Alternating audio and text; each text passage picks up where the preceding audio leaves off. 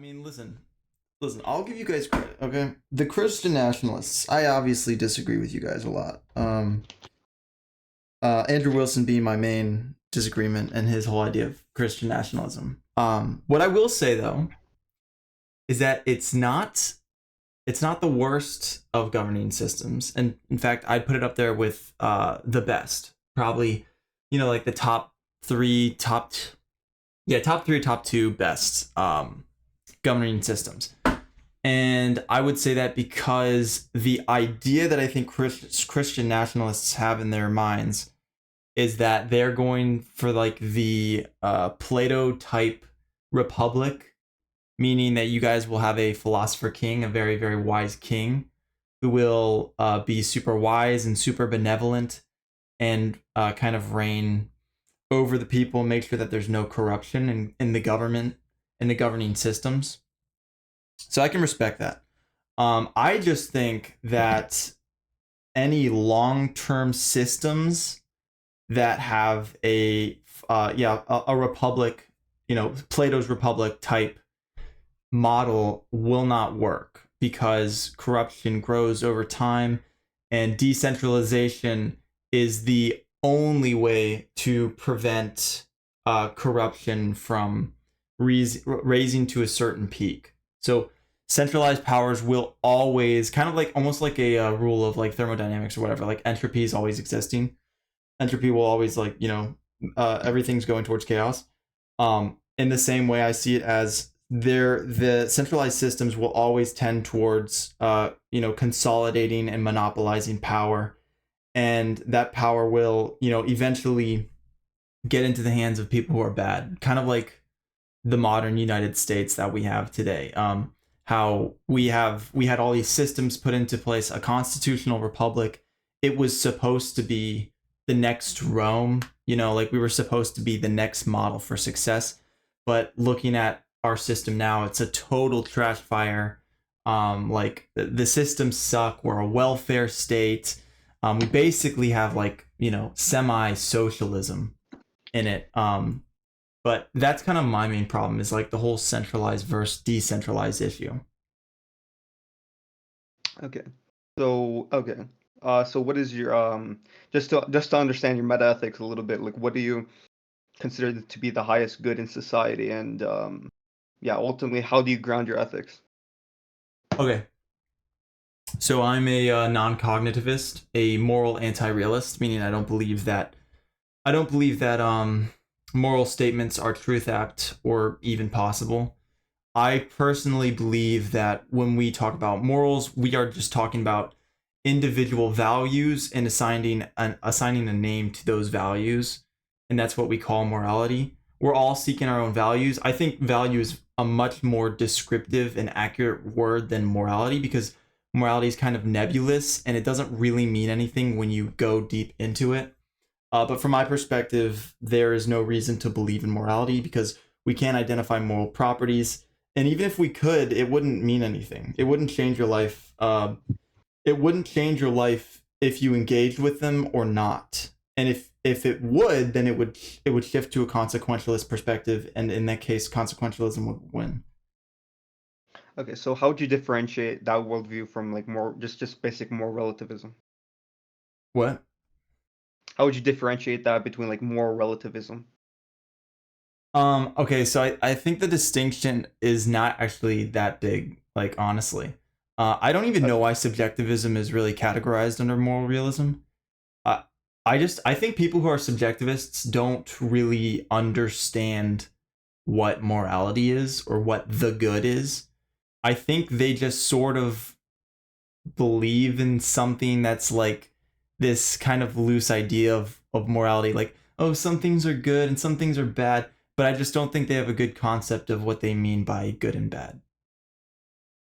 Okay. But you understand that whenever you're making these societal prescriptions and whenever you're making these political prescriptions when it comes to like having something that's decentralized, a anarchist Mm-hmm. type of I don't know what you want to call it, country, anarchist type of system. Um, you're ultimately making a moral claim because you're giving value judgments. So No, I'm making a you're making normative moral claim, not a moral claim. well, normativity relates to your metaethics. Yeah, that's right. So if your metaethics or ultimately founded, right? If your metaethics um are pretty much, as you said, non-existent, or just merely some, like, I don't know, some societal function, or I don't know how you would put it, then your justification for your moral normativity goes out the roof. Mm-hmm. Okay, so oh So what's god, your epistemic justification for your normativity? I have a question for you. Are you a PRESUP? Yes. Oh no. Okay. Um. Well, this is gonna make this a little bit more difficult. I've just been recently doing a lot of research on PRESUP and it, like, what it entails, what it's about, what it means. From what I understand, precepts. Well, I just had a debate with Precept, and he said Yeah, that. I actually partially saw one of your videos on Oh, it. you did. Yeah. His name's Rocha Raw. He's a great guy. He's awesome. But he got destroyed. No, I'm kidding. I'm kidding. Okay. So ultimately, what happened? What concluded in that debate was he got to a point where he said it was impossible for us to talk because we both, and it kind of makes sense, but I personally disagree. He said ultimately we couldn't talk because we had a fundamental disagreement on what logic was. And the fundamental disagreement was this: precepts believe that logic is 100% certain, completely certain. There is no doubt. And the reason that it's certain is because it's grounded in the transcendental property that is God. So you Mhm. guys are saying that logic is 100% certain and it cannot be false no matter what. It's completely certain. And this is Yeah, grounded in and God. I mean, the fact that you're making that proposition, the fact that you're actually speaking about this, is you're already assuming the laws of logic, right? Right. Well, that would be my case actually. So this is the problem with the precept argument. Well, first I'll tell you my case. You don't justify logic, you use logic. And that's the main takeaway. You cannot justify logic because justification comes from epistemology, and epistemology is downstream from the laws of logic. So you don't use Okay. lower levels of a system to justify the more fundamental levels of a system. So I just disagree with this. So I think if you don't justify them, then reasoning also becomes impossible, because if your first principles fundamentally don't have meaning, right, and they don't relate to reality, to the external world, then how do you know anything? I mean, you literally just concede to the point that you don't have justified true belief. No, you're Like, exactly right. what is You're knowledge? you're absolutely right, dude. And you've nailed it right there. Like that is a big problem for all of humanity. We can't be certain. And it's a scary thing, but it's also the fact. When we Well, it's when we not just use logic, we are not 100% certain of logic. It's just that logic is indisputable and you can't move forward without using it. But that doesn't mean it's certain. So you can't okay. So justify something that you use. When you try to justify logic, what are you doing? You're using logic.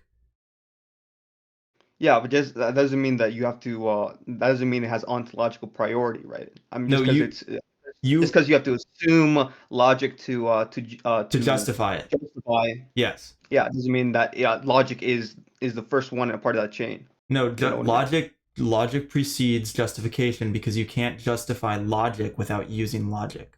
So logic comes first.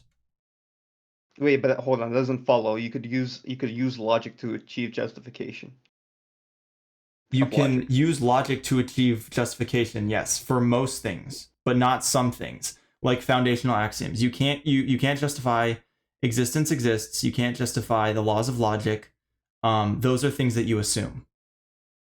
Okay, so you hold to properly basic beliefs. So my question is, do you hold that the proposition that there are properly basic beliefs, in other words, beliefs that have no justification, that achieve no justification, do you hold that proposition to itself be a properly basic belief? Wait, what? Can you put in a syllogism? Yeah, so you hold, okay, so premise one, properly basic beliefs exist. Foundational axioms, Premise, yeah. okay. The proposition that properly basic beliefs exist is itself properly basic. Wait, repeat that? The proposition that there are properly basic beliefs, axioms, as you say, is it axiomatic? Is it All right, properly just basic? joined. Can you film me? Can you guys film me? Yeah, bro. How's your scrambled eggs? Are they good? We're talking about PRESUP. They were pretty good. I seasoned them with salt and pepper and had cheddar on them. Did you put ketchup on them? I know some people do that, and I think it's kind of weird. Fuck no. Okay, but I'll tell you this: cherry tomatoes on eggs are actually pretty good. There. But not ketchup. Ketchup's trash. All right, fill me in. We're talking about epistemic justification. We're talking about presuppositionalism. We're talking about whether or not transcendental categories, these categories that we have to assume fundamentally have a justification. He's saying you can justify logic, and I'm saying no. Yeah, but that's you're just asserting that, right? It's like a viciously circular assertion, right? I mean, why not? Wait, sorry. So what were we talking? Oh yeah, you were doing the syllogism thing. I don't know. So you hold that there are properly basic beliefs, right? Yeah. So I'm asking you, what if is the proposition there are properly basic beliefs itself properly basic?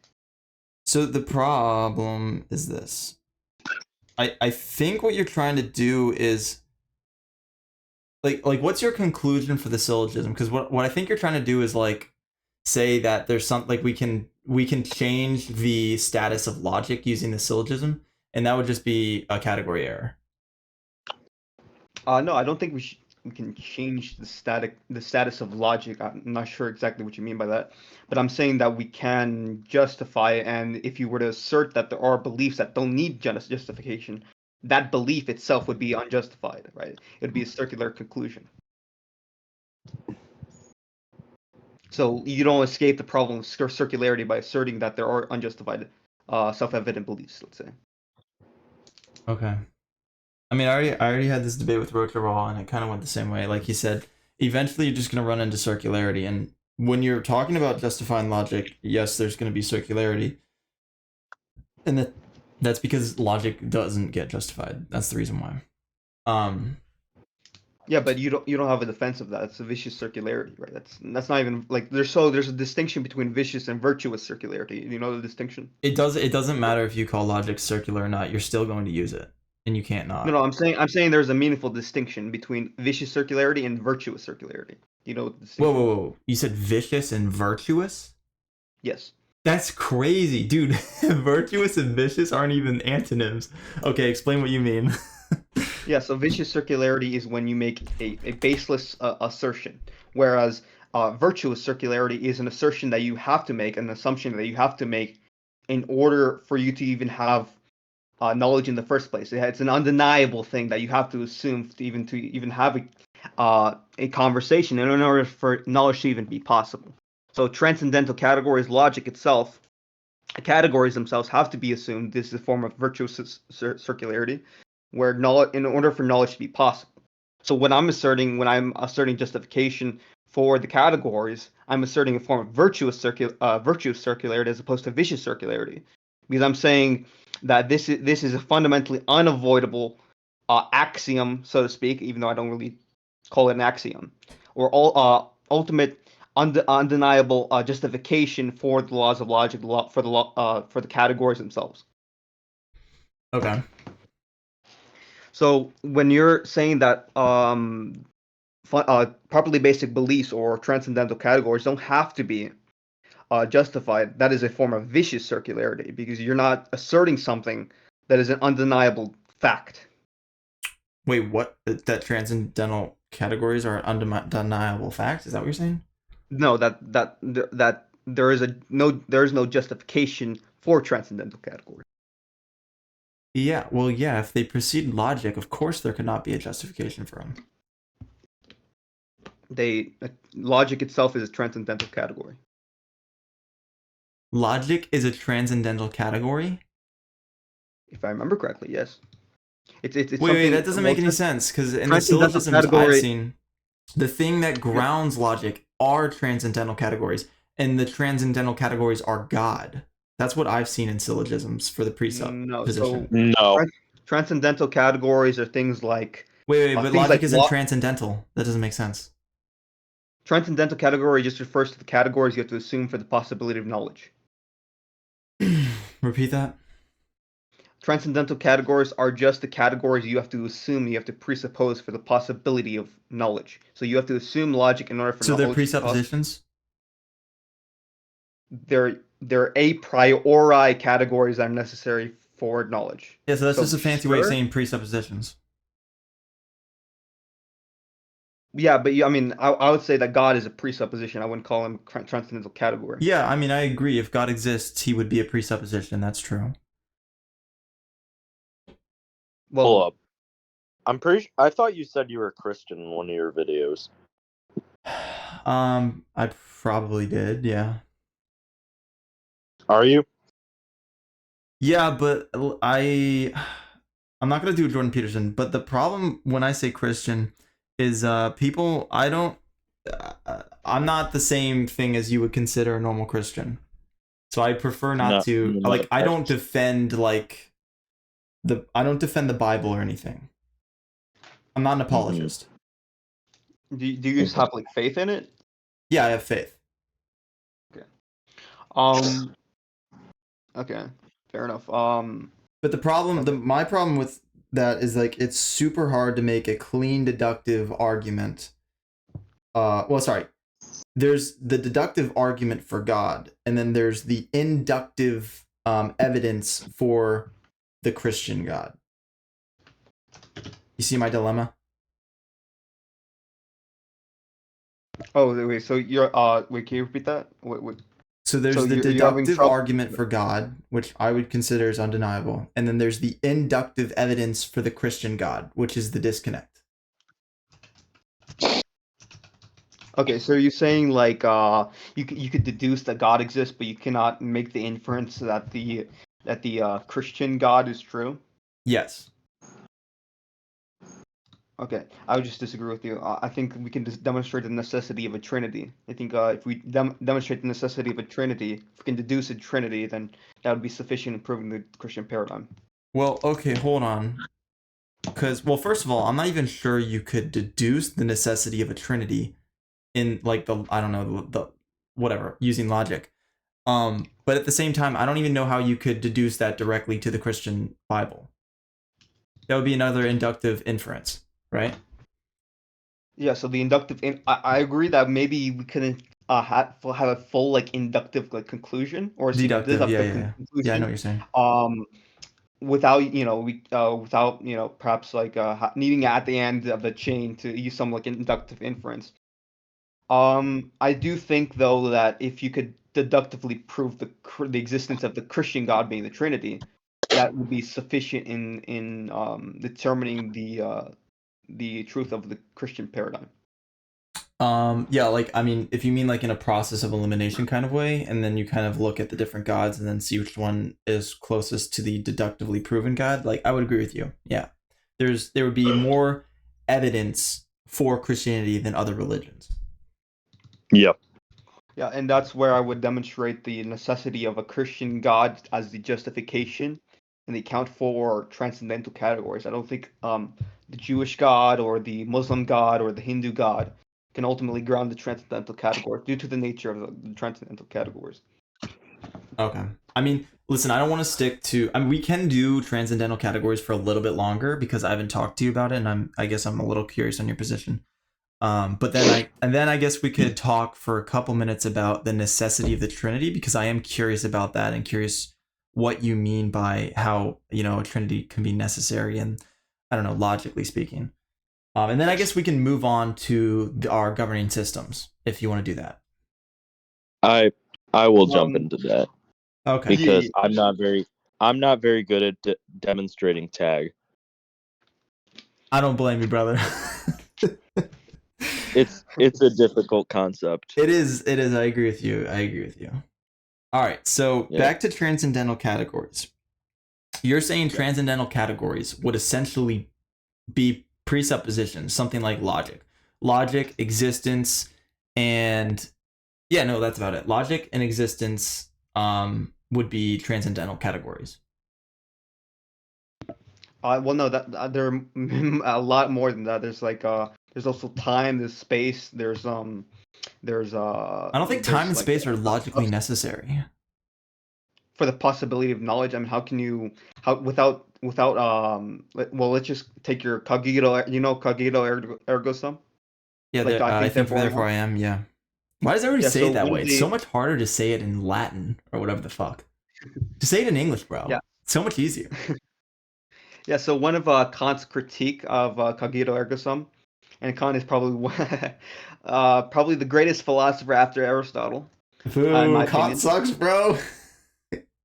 You think Kant sucks? Yeah, he believes in moral imperatives, which is crazy. Anyway, continue. Yeah. So, uh, yeah. So one of his critiques of the Cartesian cogito ergo sum, or the I think therefore I am, is that if you're thinking, if thinking is occurring, right, you need time for it to occur in. So that's part of the necessity of the Consciousness? transcendental category of time. Because if you don't have time, then how can thinking occur? You see.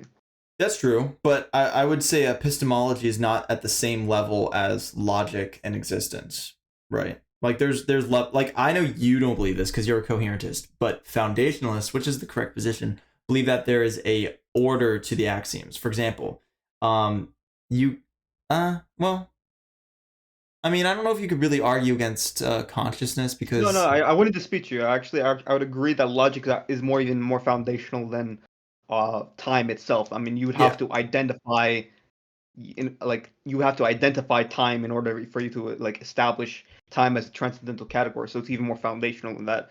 uh, I was just Time merely is pointing literally out. just the movement of objects. yeah, time and space are linked. I'm not a Yeah, physicist. but I was gonna say so yeah, I know I agree with you. There's obviously a ranking in terms of like which is more foundational. However, I would say that all of these categories, time, space, substance, quality, etc., etc., are necessary for the possibility of knowledge.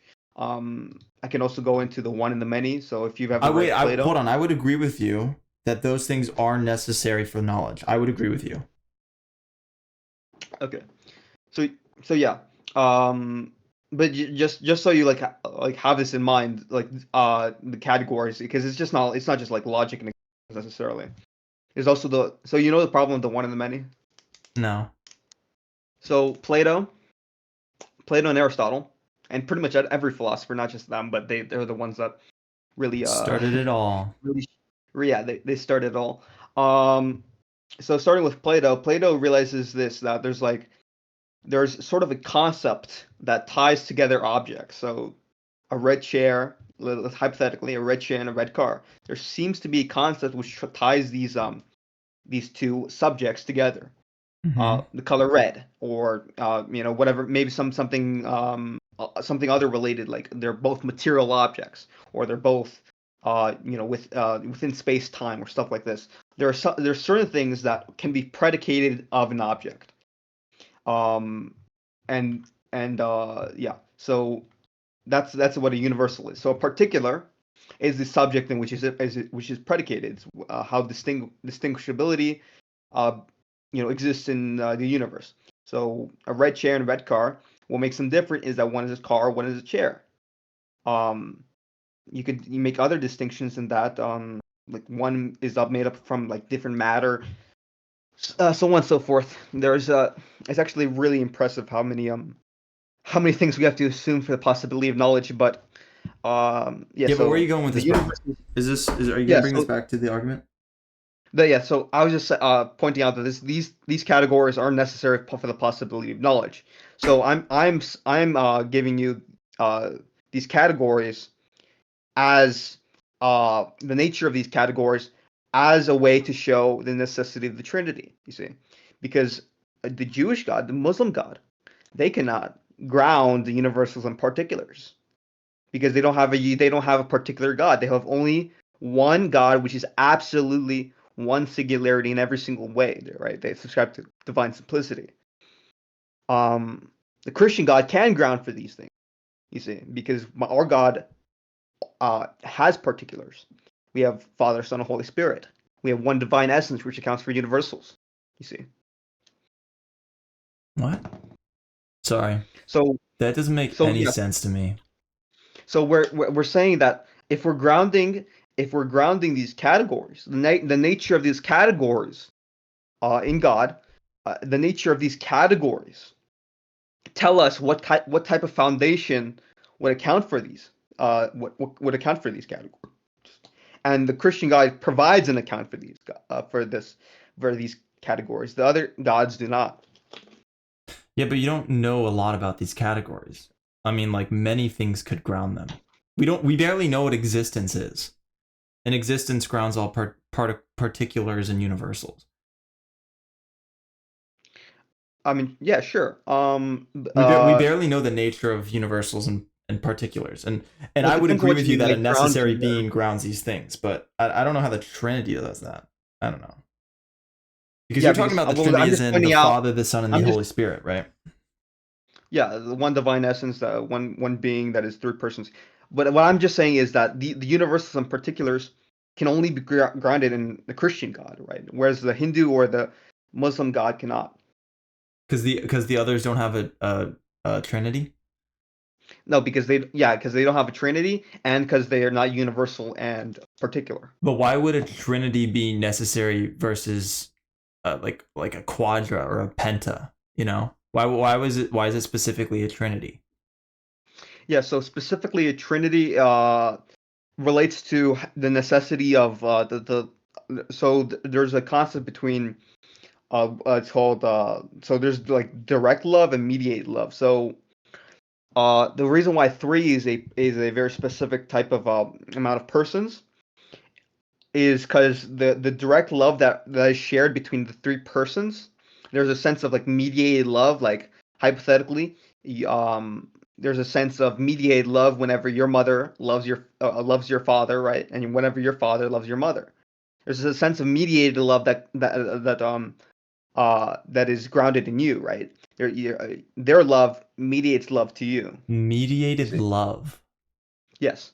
So it is sort of like a love that comes forth from direct love on a different subject. Okay. So the reason why the Trinity is the grounding for this is because two persons, it doesn't cut it. There's no mediated love, right? Wait, but you just used the example of the father and the mother making mediated love, and there's two of them. No, yeah, but the mediated love is between the third subject. So you would have the mediated love. Oh, okay. Wait, so Yeah, my mother and my father love each other very much, and then I'm somewhere there. yeah. So there's a sense of mediated love since your father loves your mother. There's love extended to you. You see. Wait, I don't know, how's the love being extended to me when my mother and my father love each other? How's the love Yes. being extended to me? Yeah. So in the sense that It's like a ripple so effect? like sure. I mean, I guess you could put it that way. Well, how would you put it? Um. Yeah. No. I don't think there's a problem with like calling it a ripple Okay, so like effect. my Sorry. mother and my father love each other, and this makes them happier, healthier. They get up happier. They probably want to pursue things that make them feel better, like they eat healthier, maybe they go to the gym. And these are all rippling effects that make their lives better. And because their lives are better, this ripples onto me to make my life better. Uh. Sort of like I would say more in the sense that okay, well you love your mother and you love that your father loves your mother. You see. I love Or that. if you love your father, you love that your mother loves your father. Yeah, I mean, only if they love me, though, right? Like, Right, if right, my right, right. father and There's mother left me in a garbage can when I was 5, and then 20 years later I find them and they're happy, like, I don't think I feel any mediated love. yeah, no, I wouldn't dispute that. So we agree that there is direct love between the three persons, the Father, the Son, and the Holy Spirit, and there's a sense of mediated love between all the three persons. The Father loving the Son, has a sense of mediated love to the Holy Spirit. The Holy Spirit loves the Father, or yeah, the Holy Spirit loves the Father. There's a mediated love to the Son, so on and so forth. The point I'm making is that in order to actualize um, the greatest amount of love, there is necessarily three persons. Any more persons than that would be unnecessary, because uh, I mean there would be no reason, because there wouldn't be no more love, let's say, uh, than what is necessary, and less than that, you don't have mediated love, so you don't have perfect amount of love between the persons. Okay. Okay. No, I appreciate you explaining that to me. That means absolutely nothing to me. That's totally fine. I appreciate your explanation, but I do not feel any more certain about the idea of the Trinity using particulars and median love. But that's just me. That's totally fine. Yeah, so I was just demonstrating the necessity of like why there's a number like three persons. But back to my early demonstration, I was just pointing out that our God, as opposed to any other God, can ground these transcendentals. Mm-hmm. Okay. Okay, So so moving also, forward though. yeah, that's true. That's true. Moving on to the field of metaethics, I suppose. So in metaethics, you would automatically, or by default, get your justification of the truth of deontology, meaning stance independent value from God. That's how you would arrive at your morality. Yeah, I would be grounding it in the nature of God. Yes. Yeah. Okay. I'm not sure if I want to pursue that or not, because yeah, I guess we can spend like 5 minutes on this. I don't even believe that God accepts or God gives us stance independent value. I just don't think he does. Like if he exists, I don't think that he has stance independent value, meaning he makes us do things because they are good in and of themselves. So if we don't lust, I don't think that would be good in and of itself. Do you see what I'm saying? Like God didn't create these arbitrary wouldn't be a right word because you're using God and God would be the ultimate truth. I don't believe he set up these rules that are good in and of themselves. I believe that God operates under a consequentialist lens, not a deontological one. Do you have evidence for that? Yes. Okay. The nature of humanity and the ways we operate. So, Can you elaborate? for example, well, like you don't believe in the ego axiom, but like, I mean, you can't really disagree with that. So, like, the whole idea is, you will pursue the thing that you value most at that point in time. You will pursue your value, and there's nothing you can do to go against that. What I mean by this is, if you enjoy building Legos, you will pursue building Legos. If you love the church, if you love God, you will pursue the church, you will pursue God. Essentially, you cannot escape the things that you value, and you cannot stop pursuing the things that you value, no matter the context or the time or whatever. And if this is true, this proves the egoist axiom, because you cannot escape pursuing what you value. You cannot escape pursuing what you value. Yes, So, that's correct. can you like demonstrate this? Like, Sure. give me an Sure. analogy. So I'm talking to you guys right now, and I literally could have been like "fuck off" to my messages to you. I could have been like "fuck off." I'm gonna go play video games. But the reason I didn't do that is because I value talking to you guys more than I want to play video games in this point in time. Maybe if it was like 8 p.m. and you guys were like, "let's talk," I would have been like, "fuck off." I want to go play video games because I valued that particular thing in that point of time. So no matter where you are, what the context is, you cannot escape pursuing the things that you value. And this is included in moral dilemmas. If you are a deontologist and you believe that I'm not going to pull the switch, which will save 5 people and kill 1 person, because killing people is bad, and if I pull the switch, then that will mean I directly murdered 1 person to save 5. Or if I was a consequentialist and say I'm going to pull the switch to kill 5 people and save 1, you cannot escape doing the thing which you value, if you're a deontologist or a consequentialist. Now that, okay, I have to admit to you, that was a little bit too much, but like a simpler example is what I told you before. Okay, I just don't see how that's necessarily, well, how that is even a necessity. Like, why can't you act against your ego? Because acting against your ego would be the thing that you value. Okay, So if any decision is part of your ego. any decision you make is because you value that decision more than all others. Okay, so it's identical to your decisions. Yeah, the decisions you make demonstrate your highest value. That makes sense, right? Okay. Yeah. So, how does this tie into the context of our conversation? Because the nature, okay, so the nature of humanity is that we are egoistic creatures. And I know the name egoist gets a bad rep, but the whole idea is that we act in self-interest. And whether that's expedient self-interest or rational self-interest depends on the person. But everybody acts on self-interest. And that's not necessarily a bad thing. That just means that you are going to do the thing that you value.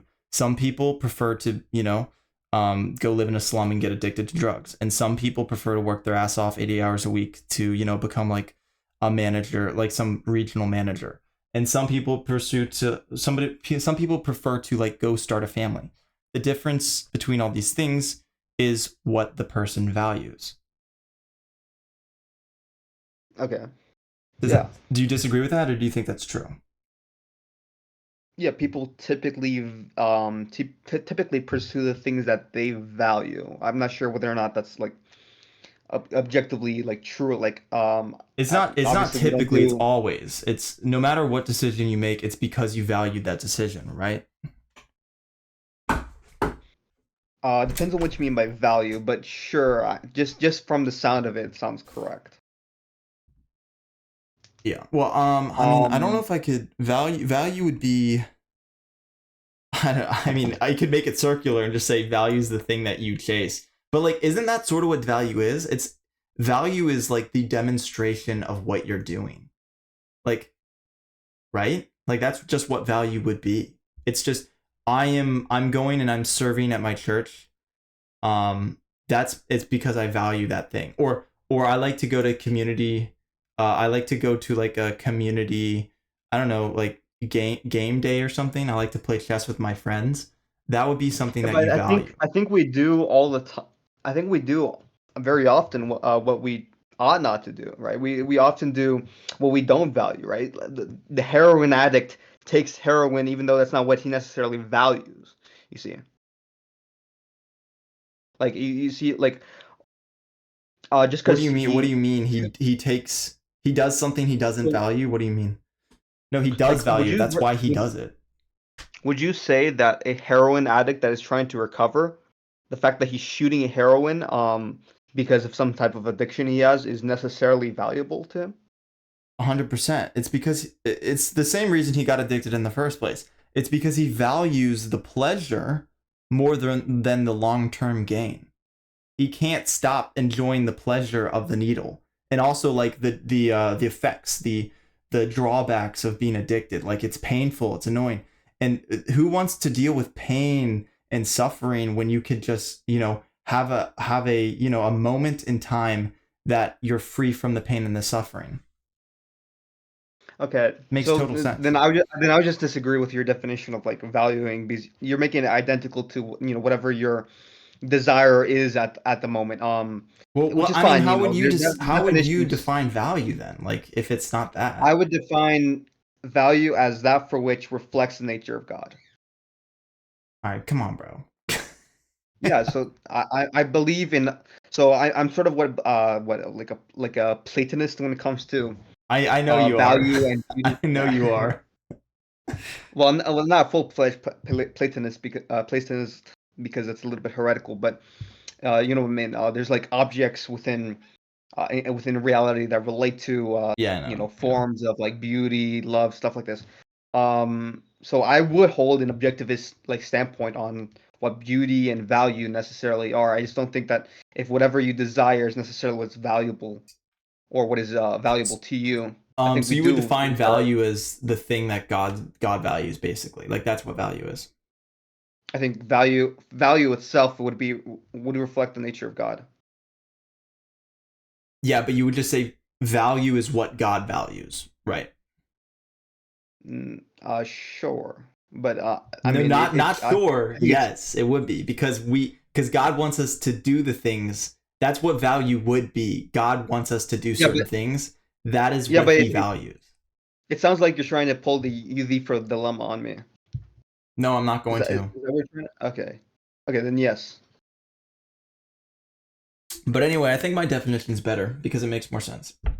And so if we're Well, using my I just don't definition, see I just don't see how it's consistent that you could say that someone who desires shooting himself shooting himself with heroin is necessarily doing what is valuable for him.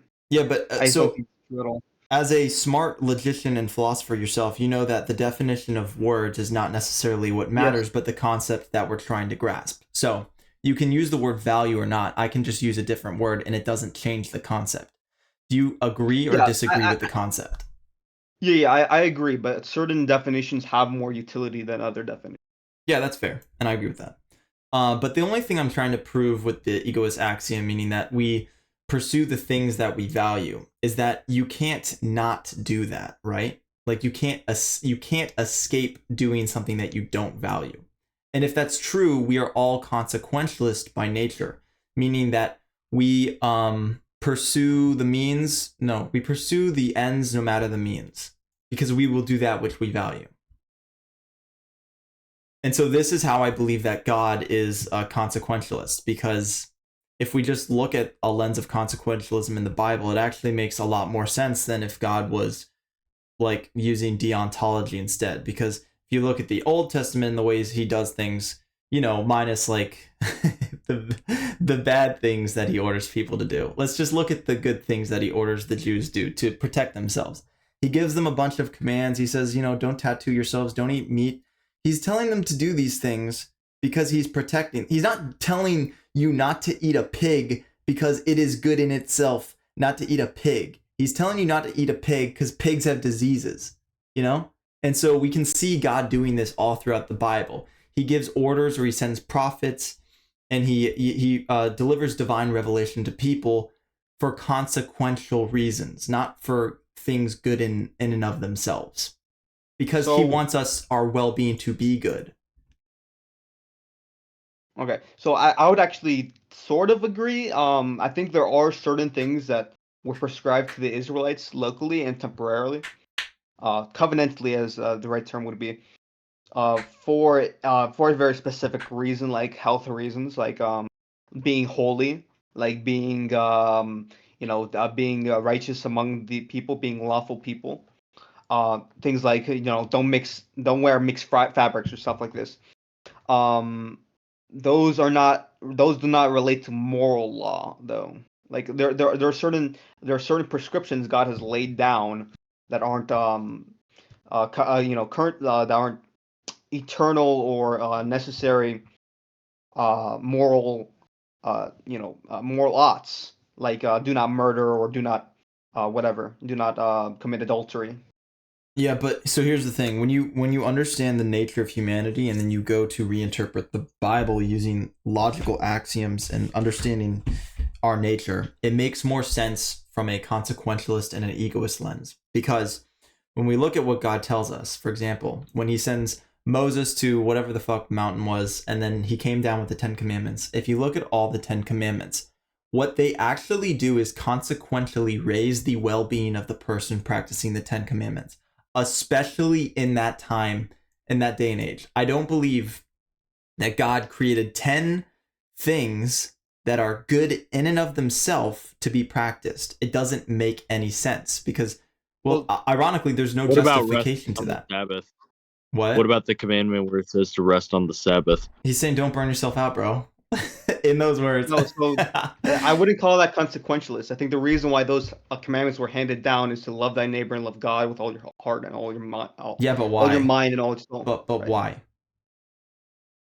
because those things are good, or those things are inherently good. I mean, like, you can just say that, but like, I don't think I don't think there's any evidence for that. Like, Yeah, if but you the say point, the God point, wants us to do those things because they're good, like that kind of just defies all irrationality and reason. Like, he just wants us to do something because he wants us to do something. well, I think that the reason why, I mean, Jesus even clarifies this. If you even look at a woman with lust, you have committed sin, right? Mm-hmm. So he was very much expressing the bad in of itself, right? So like he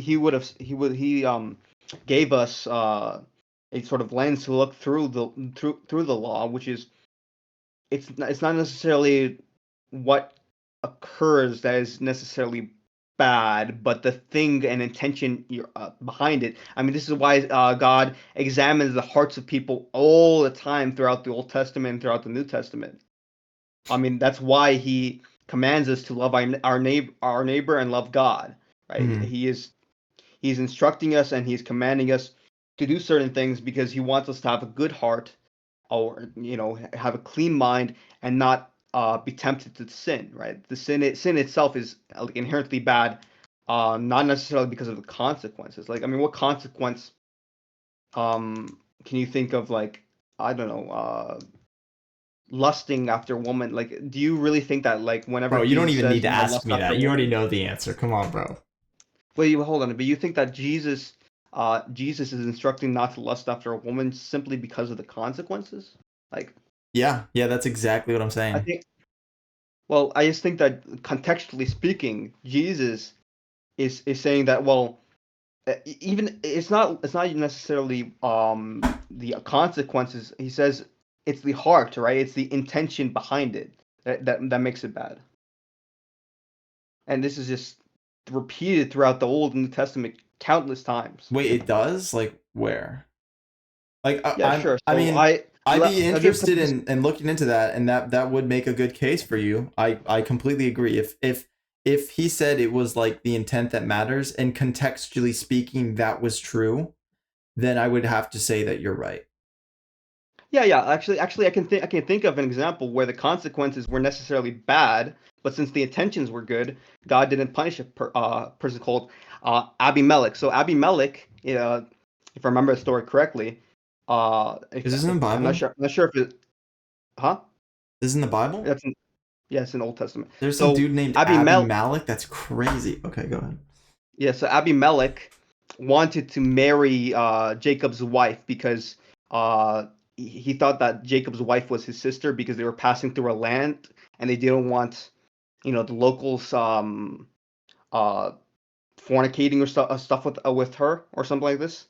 Um, so Abimelech thought that Jacob's wife, I think it was Rachel. I might be mistaken. It might be someone else. I think it might be Abraham. But the point is, Is Rachel um, and Lee? the point is that the consequence there would have been bad in the sense that the consequence of adultery, right? That would have provided bad consequences. But since Yeah. Abimelech didn't know that she was already married, God didn't punish him. Here, let me give you the God didn't punish him because he didn't know the consequences.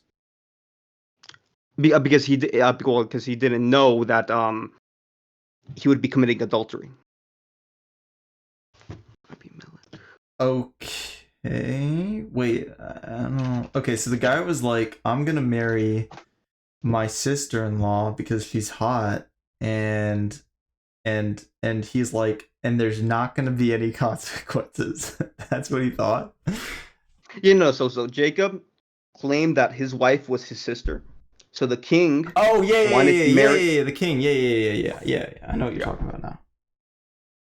Yeah. This is the story where they pass through the land because they have to for reasons, and the king likes hot chicks, and Jacob or whatever his name is like, my wife is kind of a hottie. She's kind of a baddie, and he's like, I don't want to die, so I'm going to pretend to be her brother. And Yeah. and wait, what are you trying to prove with this? Okay, I think I conflated with Abraham. Actually, excuse me, it was actually Abraham. Okay. Um, yeah, so Abraham. Yeah, so the point I'm making here is that even though the consequences would have ended bad, God did not punish Abimelech because of his internal heart, the state of his heart, because he didn't know that it was Abraham's wife. He didn't know that he would have committed adultery. So God didn't punish him due to his intentions behind it, right? Even though the consequences would have been necessarily bad. Wait, who would the consequences have been bad for? It would have been bad for Abraham. It would have been bad for Abimelech himself. They were becoming adultery, right? Okay. Yeah, I agree with that. Well, no, I don't agree with the adultery being stands independently bad. I agree it would suck for Abraham. It would suck for his wife, and the king wouldn't know. But you're saying that God chose not to punish the king because the king did not have any intent in his heart Yes, yes. to do It says it's something that was verbatim anyway. wrong. Yes. Okay. Let me think this through. This is like multiple levels. You know what I mean? Like I got to do like process of elimination and all this shit. Yeah.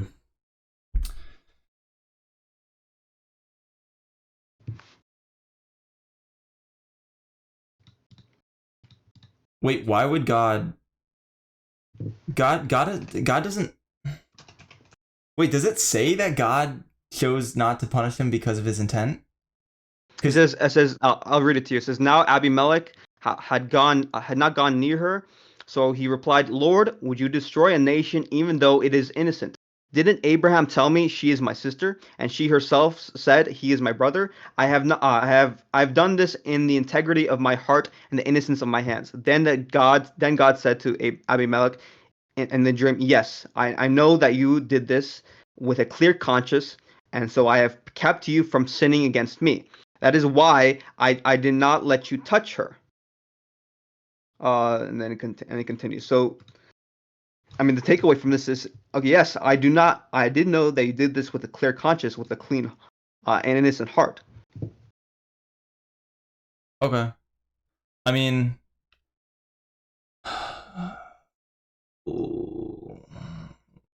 listen, I'll be honest with you. I'm a little bit lost, just a little bit. But Here, I'll just send you the. no, it's okay. Don't send it to me. I understand the story. You're saying that because he didn't do a stance independently wrong, or well, he didn't even do the thing. He didn't touch her or whatever. He didn't, fornicate with her. It never happened.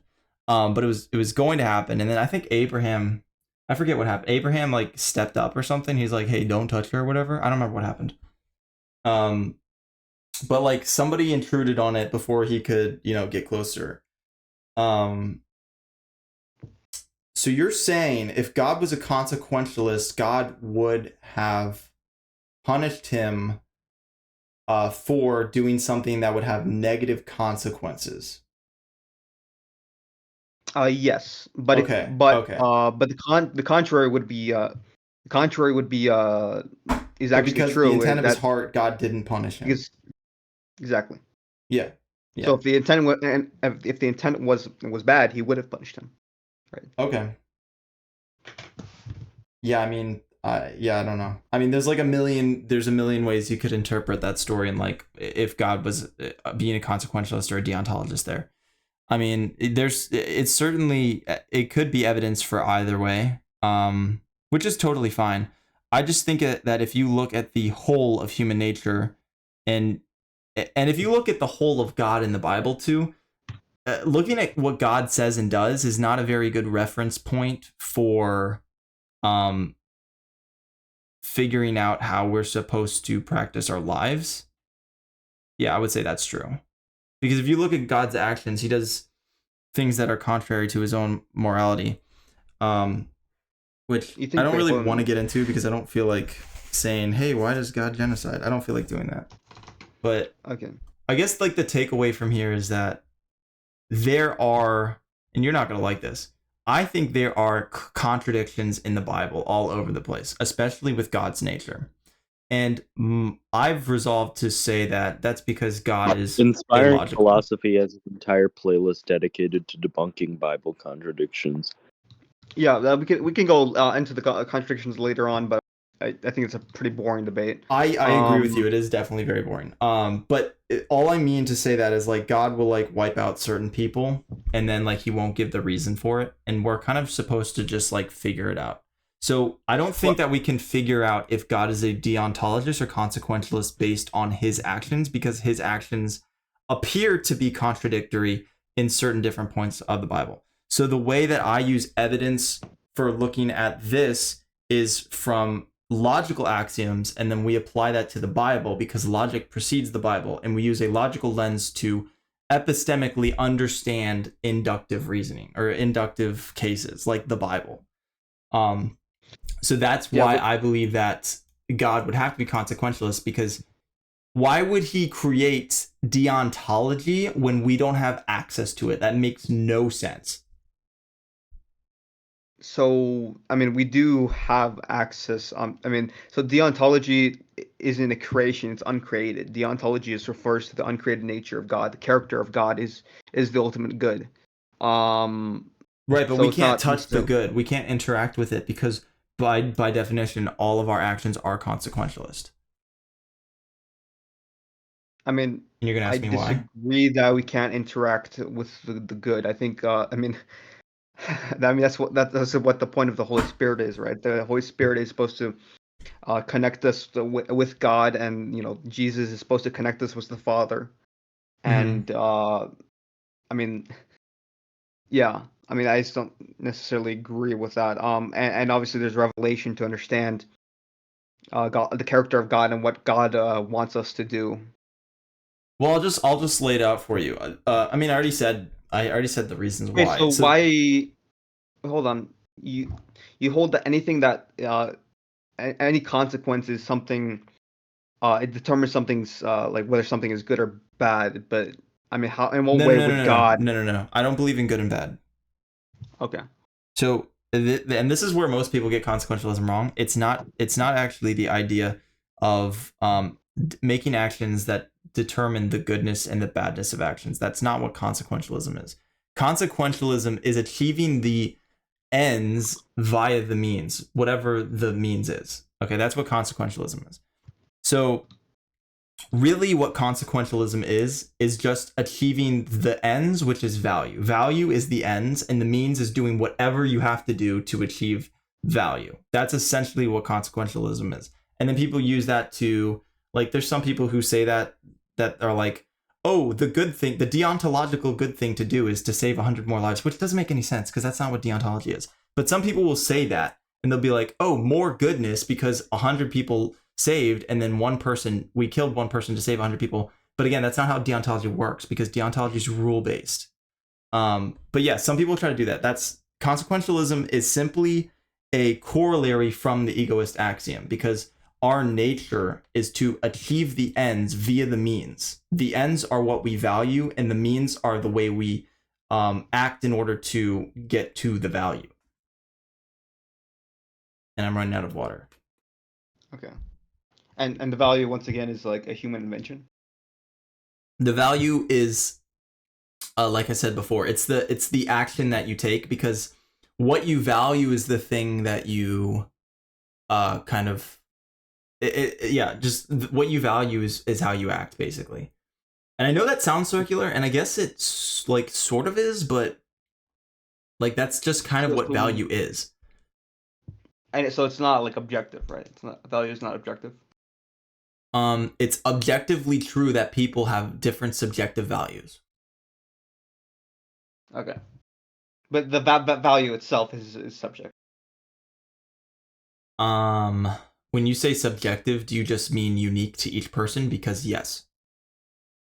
No, yeah, its existence depends on each person. Because technically nothing subjective actually exists. Technically everything is objective. Subjectivity is kind of just like, we don't know what is objective yet. That's sort of what a subjectivity means. Okay. All right. So, how do I But I go mean, on? yeah, like if you want to do like a quick closing or whatever, and then we can move on to governance, we can do that. Yeah, definitely. I mean, you obviously don't hold to like a necessarily like a Christian or like a pretty orthodox Christian paradigm. So I mean, I guess it doesn't really apply to you since it'd be pretty much a slippery slope in terms of interpretation. Though I would have to demonstrate to you the necessity of And binding interpretation, stuff like this. But that's another debate. I'm assuming you're not Catholic like I am either. Yeah, no, I'm not Catholic. Yeah. Yeah, so I would just say that it's not entirely consistent with the Bible, but considering you don't have an authority to point to, um, I can't really rule out your interpretation without authority. But yeah, so you also said that God has contradictions within his nature. How is okay, if God has contradictions, then why can't like, I mean, how do you even like know that Okay, so I'll give you an example. anything is I'll give you an example. God says do not murder, and then God genocided like a group of people. Yeah, but I wouldn't consider that murder. I would consider that like justified killing. I would agree with you if it was self-defense, but in this instance, it was not. Well, I would just disagree. I just think that God has the right to take away people's lives if at his whims. But I agree with and you. obviously, I yes. agree with you that God does have the right to kill whoever he wants for any reason, but also that is a contradiction in what he says and what he does. Well, I would just refer to you to the Book of Job. Why God quote unquote allows evil, why God sanctions evil, or what appears to us to be evil, rather. Bro, the Um, book of Job does not even close to solve the problem. Like I've looked into the book of Job, and the book of Job is extremely interesting. In fact, that was one of the things I looked into most to understand why God allowed suffering. The book of Job just concludes with the idea that there are things beyond humanity that you cannot understand, and I do certain things that you cannot understand, and that's partially the reason I believe God is super logical and not logical, because he does things beyond us, and because he does things beyond us, there are contradictions found in his nature, in our perspective. But that kind of just reinforces my point. okay, but I would say if you think that God has contradictions within his nature, then I mean, any conversation of him or any attempt to interpret or understand what God is or who God is, the fact that you're even identifying God as like an existing being for your personal self, because you might not argue for that, is itself flawed because okay, the exact opposite might be true also, right? You I are mean, how do you know correct. that God doesn't exist and not exist at the same time? How do you know that You God are doesn't? correct. Yeah, okay. You're correct. God Well, is incomprehensible. That's my conclusion on it. yeah, but I would just say like if you think that God is completely incomprehensible, then how do you know there's a God? Because of the deductive evidence I already told you. Yeah, but you've already accepted contradictions within his nature. All those quote unquote deductive evidences would be Mm-hmm. flawed. Agreed. So like there's a limit to logic, and then there is what we don't understand. And what we don't understand is illogical. And we understand that God apparently in the Bible is illogical or incomprehensible in certain ways, which are synonymous. And that would only lead to the conclusion that God is illogical. Yeah, I disagree with First Amendment on a lot of things. So I can't wait, like super bad mouth him. I disagree with him a lot. I can't super bad mouth him because when I was like getting my channel started, I went onto his stage a few times, his Discord stage a few times, and we had some good Yeah. discussions. I wait, do you totally disagree with him. I think he says lots of stupid shit, and he's totally wrong. But you guys can call him Yeah. pussies if you want. Yeah, wait, do you have a political compass? I want to see where you where you land on. Political compass? Probably Yeah. right libertarian. No, okay, Yeah, well, dude. obviously. Here's what you guys need to understand: the political compass is a circle. That is the only true political compass that exists. It's not a square. It's a fucking circle, and I can prove Yeah, it. that makes sense. It does make sense. And dude, nobody ever understands. Like, I'm like I've always been confused. Like my entire life, I was so confused. I'm like, wait, like what does it mean to be all the way on the right? Like, what does that mean? It doesn't make any sense. No, it's a circle. When you go far enough, you just go to the other side. The way it works is pure authoritarians are at the top. Pure libertarians or anarchists are at the bottom. Leftists are on the left, and then rightists are on the right. And depending on whoever you are, like a Christian nationalist would probably be like top right. A soft libertarian would be somebody who's kind of like bottom rightish. And then, like a socialist libertarian, ironically, is kind of probably like around the top left because they say they want no government, but they'll just use guns and police to like make everything work. Or they just try to do it one day and just people don't listen to them. They're like, yo, we got to share the food, guys. And then they just don't share the food. You know what I mean? Exactly, Vosh. A socialist libertarian is a square circle. That's what that is. What about a communist? Commies are libertarian. A communist is a. Oh, what do you put? What is this? Yeah, this is my 8 values test. Equality, 32%. Bro, that's too much equality. What the fuck is wrong with you? You're not a good fascist. You suck. It's probably because I subscribe to probably some of the views of like Islamic economics. Wait, so this is kind of based. Markets is 68%. Well, first of all, we need to up those numbers. Why is market only 68? This has got to be like in the 90s.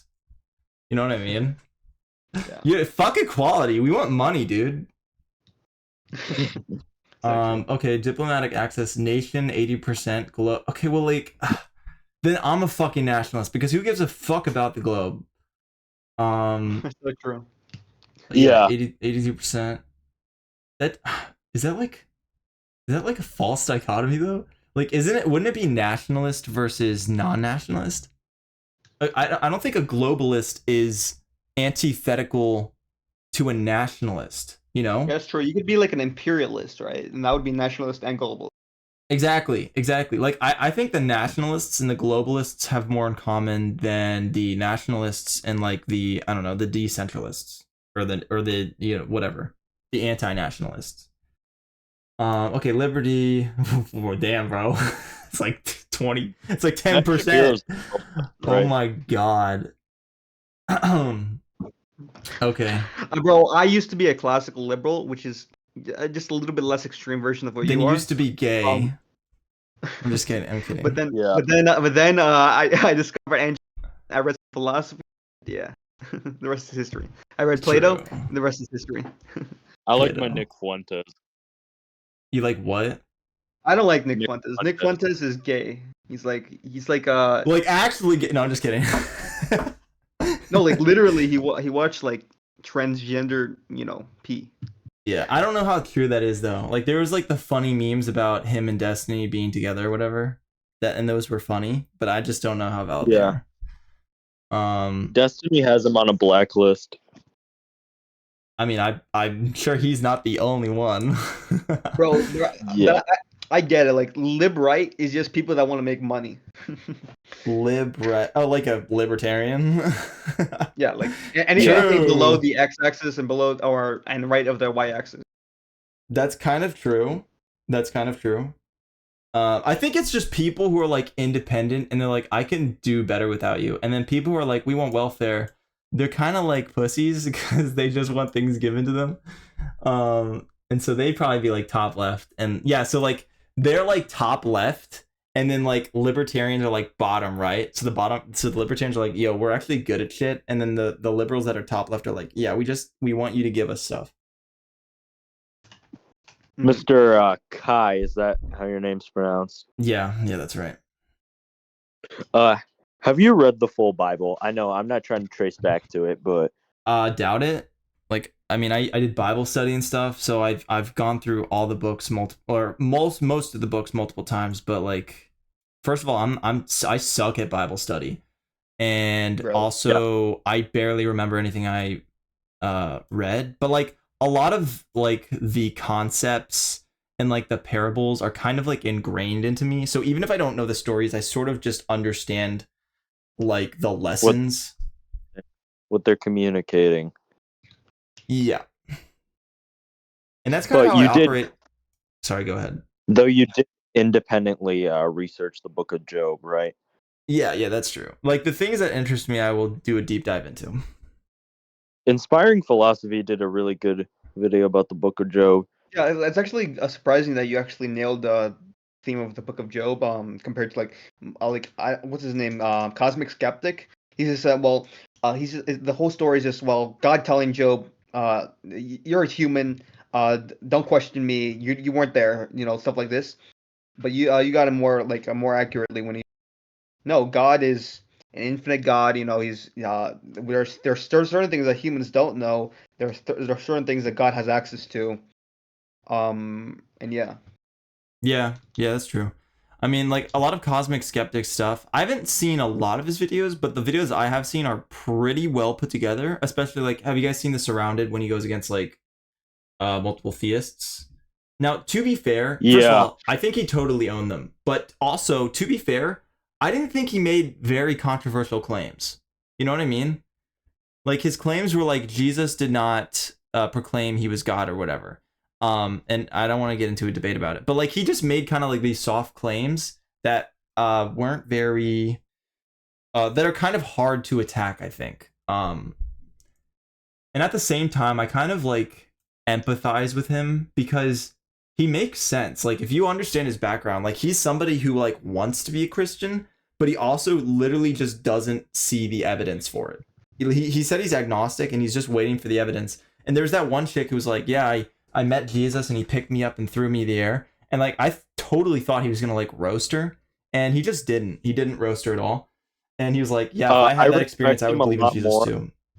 I respect him a lot more than Matt Dillahunty. Matt's a pussy. Bro, I respect Cosmic Skeptic because he seems to have an open mind, but I really hate that he hasn't debated Jay Dyer. That's what I hate. Oh God. Listen. Okay, listen. I despise Jay Dyer, bro. I'm gonna be 100 with you. I despise him. Like I'm literally making a video about it, and like his arguments are awful. Now we don't have to talk about it, or we can talk about it if you want, but like his arguments suck, bro.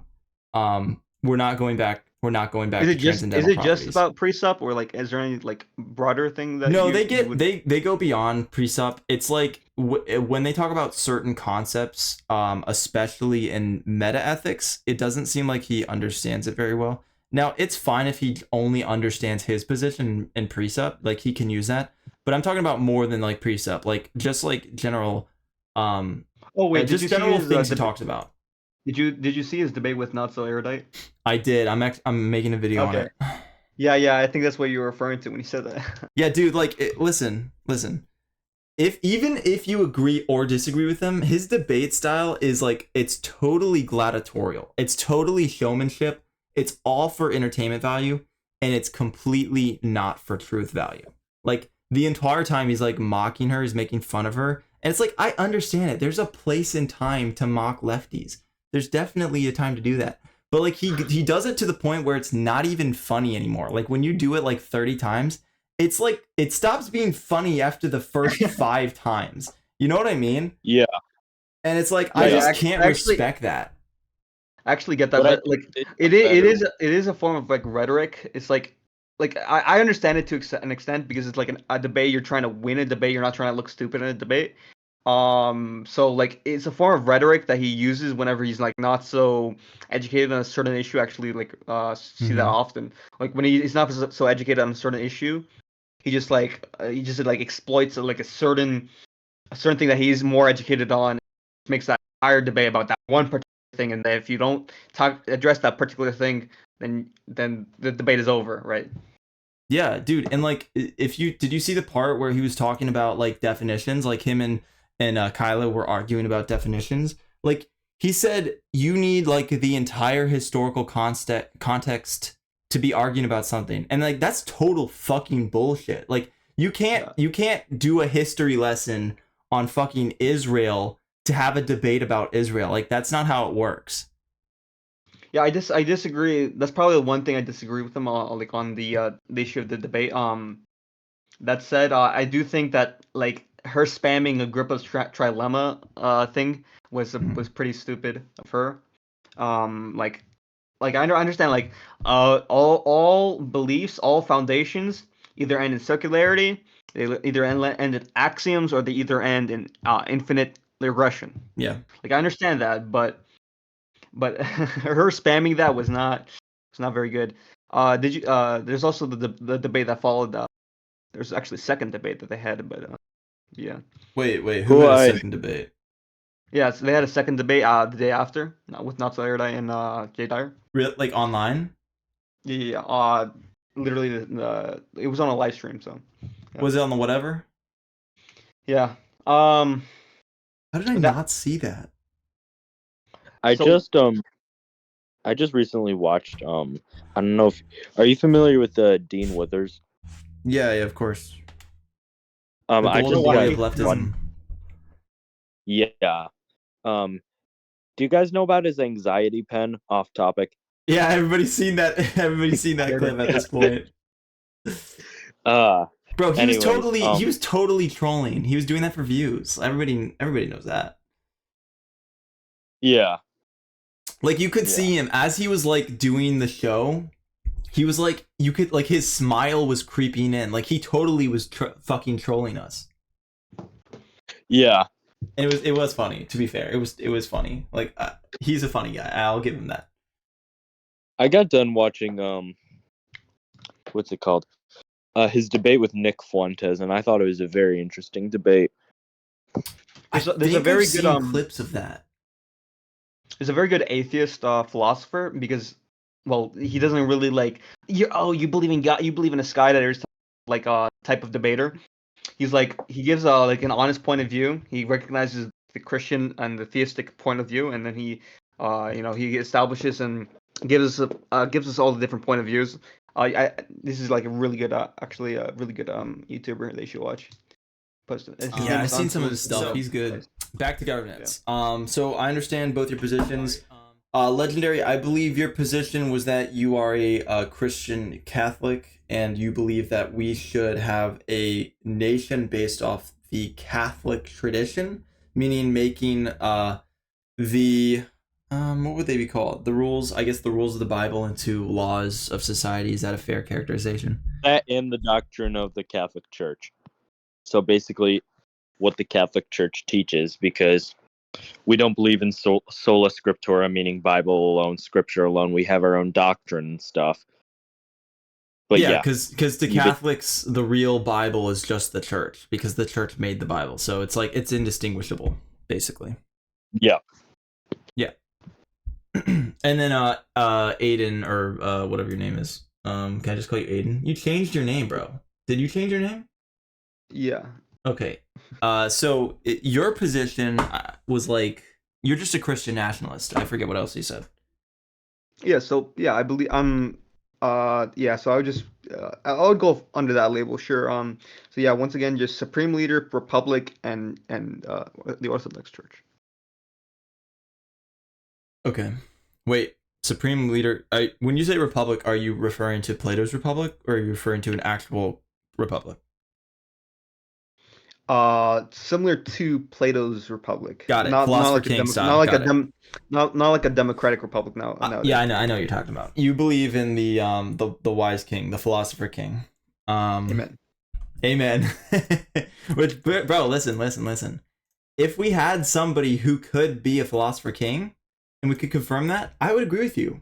I just don't think that anyone like that exists or will exist in the future, because all the people who were all like the chosen ones or the prodigies were like fucking King David, even though he sucked at some points. But King David, King Solomon, who was another good one? Like, there was like some kings in the yeah. Solomon, I think, was just like hands down the best king in the Bible, I believe.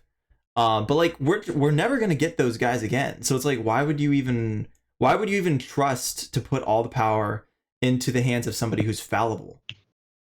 Yeah, so the truth is that we're not actually putting absolute power into one single individual. It's like absolute monarchism. I believe the republic and governors in their respective region would have power, and there would be checks and balances between the branches of the church, the So you're a republic, and Democrat. I wouldn't call that democratic though. I mean, how would Does you it use care? a democratic process? Not necessarily, no. Walk me through it. Yeah, so the king is, let's say hypothetically the king is doing something bad. I don't know, he's waged war on someone for no reason. Wait. Whoa, Theoretically, no. Like, walk me through how they select a king. they would ideally select. They would ideally raise someone among the republic to be a very virtuous and doctrinated, very virtuous person, and that would be ideally be the king. If the king turns bad, then we can dethrone him. Okay, wait. I think I understand. I'll steal man your position. So in the republic, Plato styled republic, you would have a nation where we would have highly credible philosopher teachers or whatever, and they would raise certain kids to think and be rational and be smart, and they would raise them until adulthood, and then they would select the best of these kids, the most humble, the wisest, probably not the most athletic, because who the fuck cares about that? I'm just kidding, they do. And then they would essentially select that person to be the next king. I wouldn't call it selecting, but yeah, it would be according to their merit. Well, yeah. Well, then they would select based on merit. Yeah, but selecting sort of implies some like majority vote, like whatever the republic, people of the republic class, or excuse me, the noble class. Well, the teachers would Like vote on it. well, ideally there wouldn't be any voting because that obviously leads to certain problems in terms of corruption Well, and I don't understand if they're not voting. Who? So okay. yeah, they would. If they're not It would be voting, what process are they using? okay, so the process would be whichever candidate merits the most, whichever candidate contributes the most to society, and whichever one has demonstrated himself to be most virtuous, whether it be through testing or through some achievement within society, some demonstration, not something selected necessarily. Okay. I will push back and say that any way. So like when we are looking at the traits that we want in a person, we are using a mechanism in order to analyze what am I trying to say? We are creating a standard that we wish for them to qualify for, and whoever reaches that standard the best or accomplishes that standard the best is selected. Now that is fair. Technically, they wouldn't be voting on who the king is, because if you had like an objective grounded standard, sort of like a SAT system or whatever, you wouldn't be voting on the next candidate. You would just be seeing who passed with the highest grade. Now, I think this raises some problems because the first question would be, and this is what every libertarian says, is like, who makes the test, and also like what would the test be? Because if it's something like a feat or like a societal accomplishment, you can't really grade that in a standardized test way. Like you need to have people analyze that and kind of grade it from their perspective. You know what I mean? Like we don't have an SAT system that grades how good your rocket ship project is in the community or whatever. Like you would need like a sort of subjective perspective to take in that information and analyze it. Sure, like so the test, so to speak, even though it's not entirely accurate, but yes, we can call it test. The test would be created by the nobility or by a former ruler. Okay, so we're gonna get into like an infinite regress problem unless you create the first way that it starts. So we can't start with the king because that would just imply infinite regress. We have to start from the ground up. The system builders. Right. How Yeah, do they so build the system? it would firstly be the republic. Got it. So like you said like the nobles, right? Yeah. Okay, so bro, I think it would just be a democratic process again because there is almost like a chicken and an egg situation here. Do you see Yeah, do you so see where it's just real coming quick. in? Yeah, go Yeah, ahead. yeah. So real quick, like I don't like necessarily neglect like some sort of like transition type of system, like from our current government, like take America for example, having some sort of transition system into what would ideally be the let's call it the The Republic. the republic. I wouldn't neglect that at all. So yeah, I would actually agree with you that we may have to have some type of transition system in place, but ideally this would be the end result. Okay. But you haven't fully fleshed out like exactly what that process would be. So I could allow in this temporary process some type of democratic voting. But like a one-time For thing. Yeah, because we're already a democratic system. So in order for us to transition into a non-democratic system, we have to firstly strip some things that are democratic, such as just voting by whatever the majority of the citizens. We'd have voting instead by the noble class. Bro, you know what's We'd so first funny about separate the this? classes. You know what's so funny about this? I feel like legendary system would like solve your system's problem because at least he has apostolic succession. You know what I mean? Like he has Yeah, no, apostolic succession, you don't. no, we do. No, you don't. You just said that we would have some sort of democratic way to establish the republic. That's not apostolic succession. No, I'm saying the church has apostolic succession. Wait, what are So you? What's your denomination? yeah, I'm Orthodox. Oh, you're Orthodox and you're Catholic. Wait, Orthodox. you guys are like, you guys should be like blood rivals. What the fuck? Yeah. And Okay, yeah, and okay. obviously the church would be involved in the state, how the church has always been involved in in any monarchical state, like through apostolic succession councils, stuff like this. Okay. I feel like to steel man your position, you just wouldn't have a democratic process. You would just use the current church's hierarchy and then like integrate that into the fucking system, the republic, and then you would use the pope. No, sorry, you don't have pope, you have patriarchs. So legendary, you would use, oh god, but then it's democratic again. But legendary doesn't have this problem.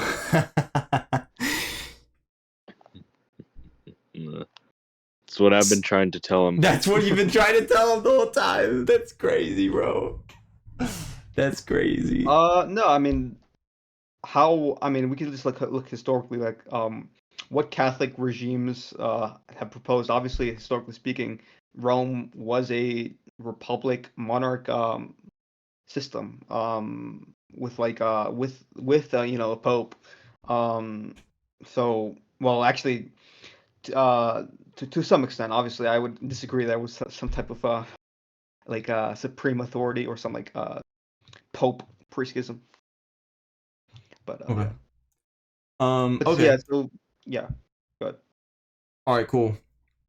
So, whatever. Let's get past. I mean, to be fair, yeah, it is a democratic process, but it's not like a, what's it called? A pure democratic process.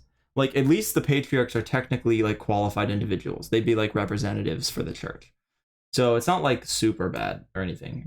Obviously, we all agree that democracy is infallible, which is why none of us argue for democracy, I think. But it's the least bad way to democrat. So I guess that's fine. I am interested in hearing Legendary's system though.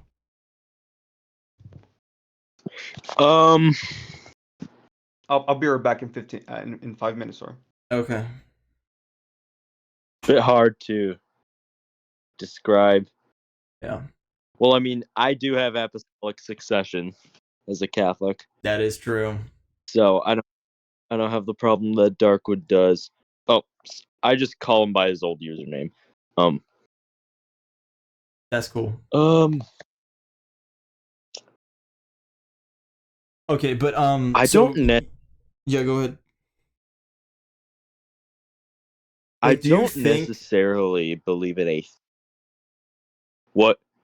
I was gonna ask, do you think that actually, wait, I forget. I literally forget your position because you're not the Republic. You just believe in like straight like Christian nationalism based on the Catholic Yeah. Church. Mm-hmm. Okay, so church and state combined. Yeah. Okay, I mean, you don't believe in any sort of state, that's true. I don't, but you do. so. Mhm. So Yeah, I like, was about to ask go if ahead. I believed in separate church and state, but I just remembered you don't even believe in a state in the fucking first place. Yeah, true. Yeah. So my problem is that I don't think your system would be. It would be better than it is now, but I still think it's not. It's not. It would never Ideal. reach its zenith. You know what I mean? Like as a society, you would never reach your zenith. Wait, let Why do you me. think that? Because this is why. Liberty and freedom is a fundamental part of humanity. And when you try to take that away, you are taking away, I would say, even something that violates Christianity, but we don't even have to go that far. It just violates the way that human society would operate. Like, and I don't mean like logically violate. Like, it would never, there would never be order. There would always be like war and no war. There would just always be war because if you look at the political process, especially in the U.S., it's been a back and forth for like 250 years between the different party systems, like and like the whole democratic process, like who's going to be the next president, who's going to be the next senators. Yeah, fuck It's all this push and pull, and like we agree that's a problem, and we have different ways of solving it. I just think that yeah. your system would I just not want to let you eliminate the know. problem of violating people's autonomy, and people would always revolt because you're taking away their autonomy, and so you're always going to have war. I wouldn't say that's necessarily true. I feel like the people are always allowed to leave the nation if they please. You know, it would be better if we have people who don't truly believe, who don't truly have Catholic values. It would be better if they just didn't live in the country. It would be better for them, it would be better for all of us. So we would just collectively live in this society. Yeah, but like they would never, like they would never. I mean, listen, I will be honest with you. It's probably not that hard to oppress lefties because I think they'd just be scared of the big guns and everything.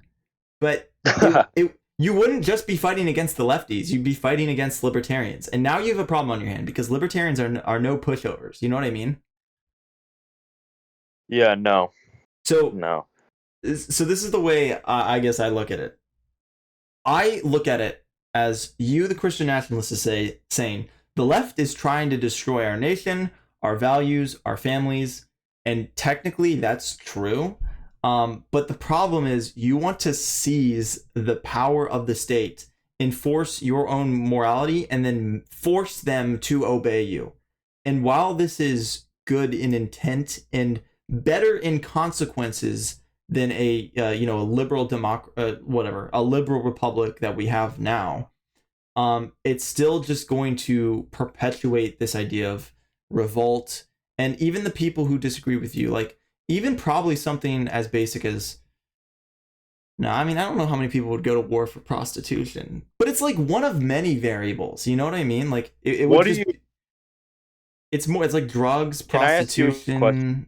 What? think of the Inquisition? The Inquisition? Which one? The Spanish Inquisition. Okay. Give me the historical context. Is the Spanish Inquisition when they killed people? Lots of people? They didn't actually kill that many people. Okay. Well, explain it to me. Catch me up. It was extreme. So basically, it was started by the Catholic monarchs, King Ferdinand II, and Eric of Aragon, and Queen Isabella the First. Okay,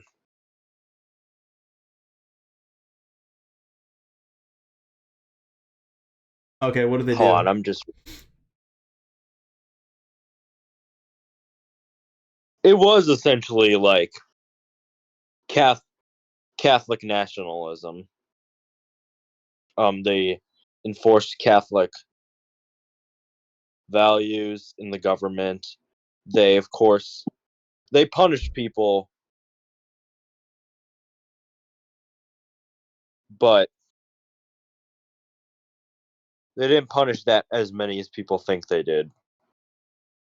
Okay, so are you using it as evidence that it led to good outcomes, or what? Why'd you bring it up?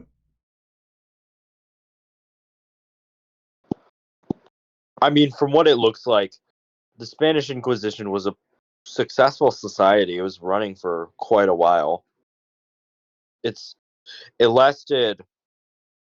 It certainly lasted longer than what the place we live now. America is not an old country. Okay, what do you mean by successful? Like how long did it last? It lasted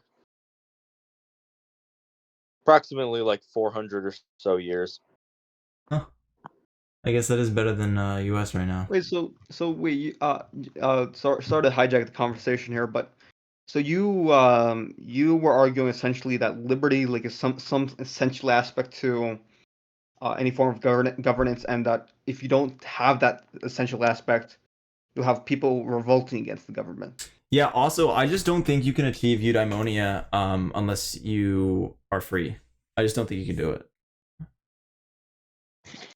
Okay, so why? Why? Okay, so or two things. Why? How do you define freedom? Because I think that's a very ambiguous term among libertarians. And Bodily moreover, autonomy. why does it follow? Okay, so can you define that? Okay, so bodily autonomy would be like people cannot control your body. Basically, people can't enslave you. They can't touch. They can't control your body, and they can't control the resources that you fairly gain from other people. So, like, if we're talking like thousands of years ago, this would be like you setting up your own farm, and people don't have the right, legally speaking, not normatively speaking, legally speaking, people don't have the right to touch you or your property or anything that you own. Fuck, I lost my train of thought. And I agree with that for the most part, you know. Yeah, I Yeah, don't you're like necessarily you're like, agree. what? Who's it? Somebody's 70% market, which good on you, bro. Yeah, but well, yeah. So I don't necessarily think that is inherently a right. I think I can think of like a myriad of cases where bodily autonomy wouldn't apply. I mean, bodily autonomy wouldn't apply when it comes to like necrophiles, right? I would hold that necrophiles would be thrown in jail or thrown into some type of mental ward. Yeah, I know. I can think of a myriad of other. You would obviously disagree with that, but I think even then, it's still somewhat of an ambiguous concept because I don't know But like, bro, why here's the we would be. problem. Here's the whole problem with your system. It's like, and this perfectly highlights us. Say we're like a small town, and you're like, guys, we got people digging up Granny, and it's not good. It's not good at all. We got to do something about this. And you're like, we should make a government, and then we should put these guys in jail. And I'm the kind of person. Me and my libertarian buddies are like, bro, just do it yourself and don't involve me because I don't give a fuck. Like, I'm not willing to pay $5 when I can buy a McDouble tomorrow instead of putting this dude in a prison. You know what I mean? Like, I'd rather buy the McDouble. Yeah, so the point I was making wasn't that a government is necessary to enforce some sort of the legislation on bodily autonomy. I'm pointing out that bodily autonomy is not necessarily something that we should limit our legislation to. Like, why should and another thing is, why should we? I mean, it seems just to Hey, be like an guys, arbitrary assertion. Well, yeah, when you Can I- begin to legislate, you're automatically overriding bodily autonomy. So like that's a given. guys, can I interrupt for a second? I got a doctor's appointment in 10 minutes. I mean, I got to leave for a doctor's appointment in 10 minutes, so just letting you guys know. Okay. Do you want me to have finished talking with you before you leave, or? I mean, you could certainly continue talking to me. Okay, I will continue talk. Well, do you believe in this too, right? Like you believe in like in necrophilia laws or whatever. Yeah, of course. Okay, but your reasoning just would just be, God said it's bad, and so we should jail people, right? Yeah. Okay, like why? Why do you have to involve me? Like why? I just want to know. How am I involving you? Sorry, I blanked out.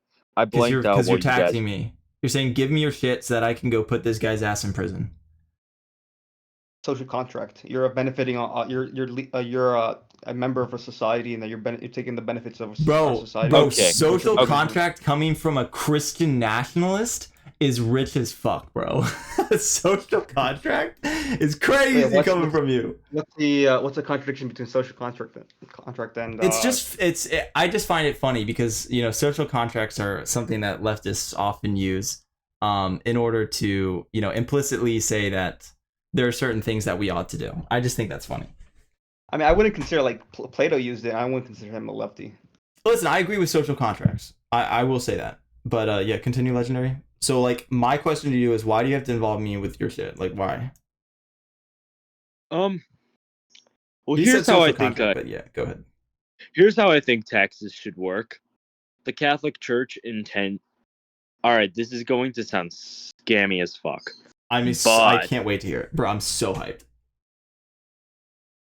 historically, yes, you should donate 10% of your monthly income or so Okay. to the church.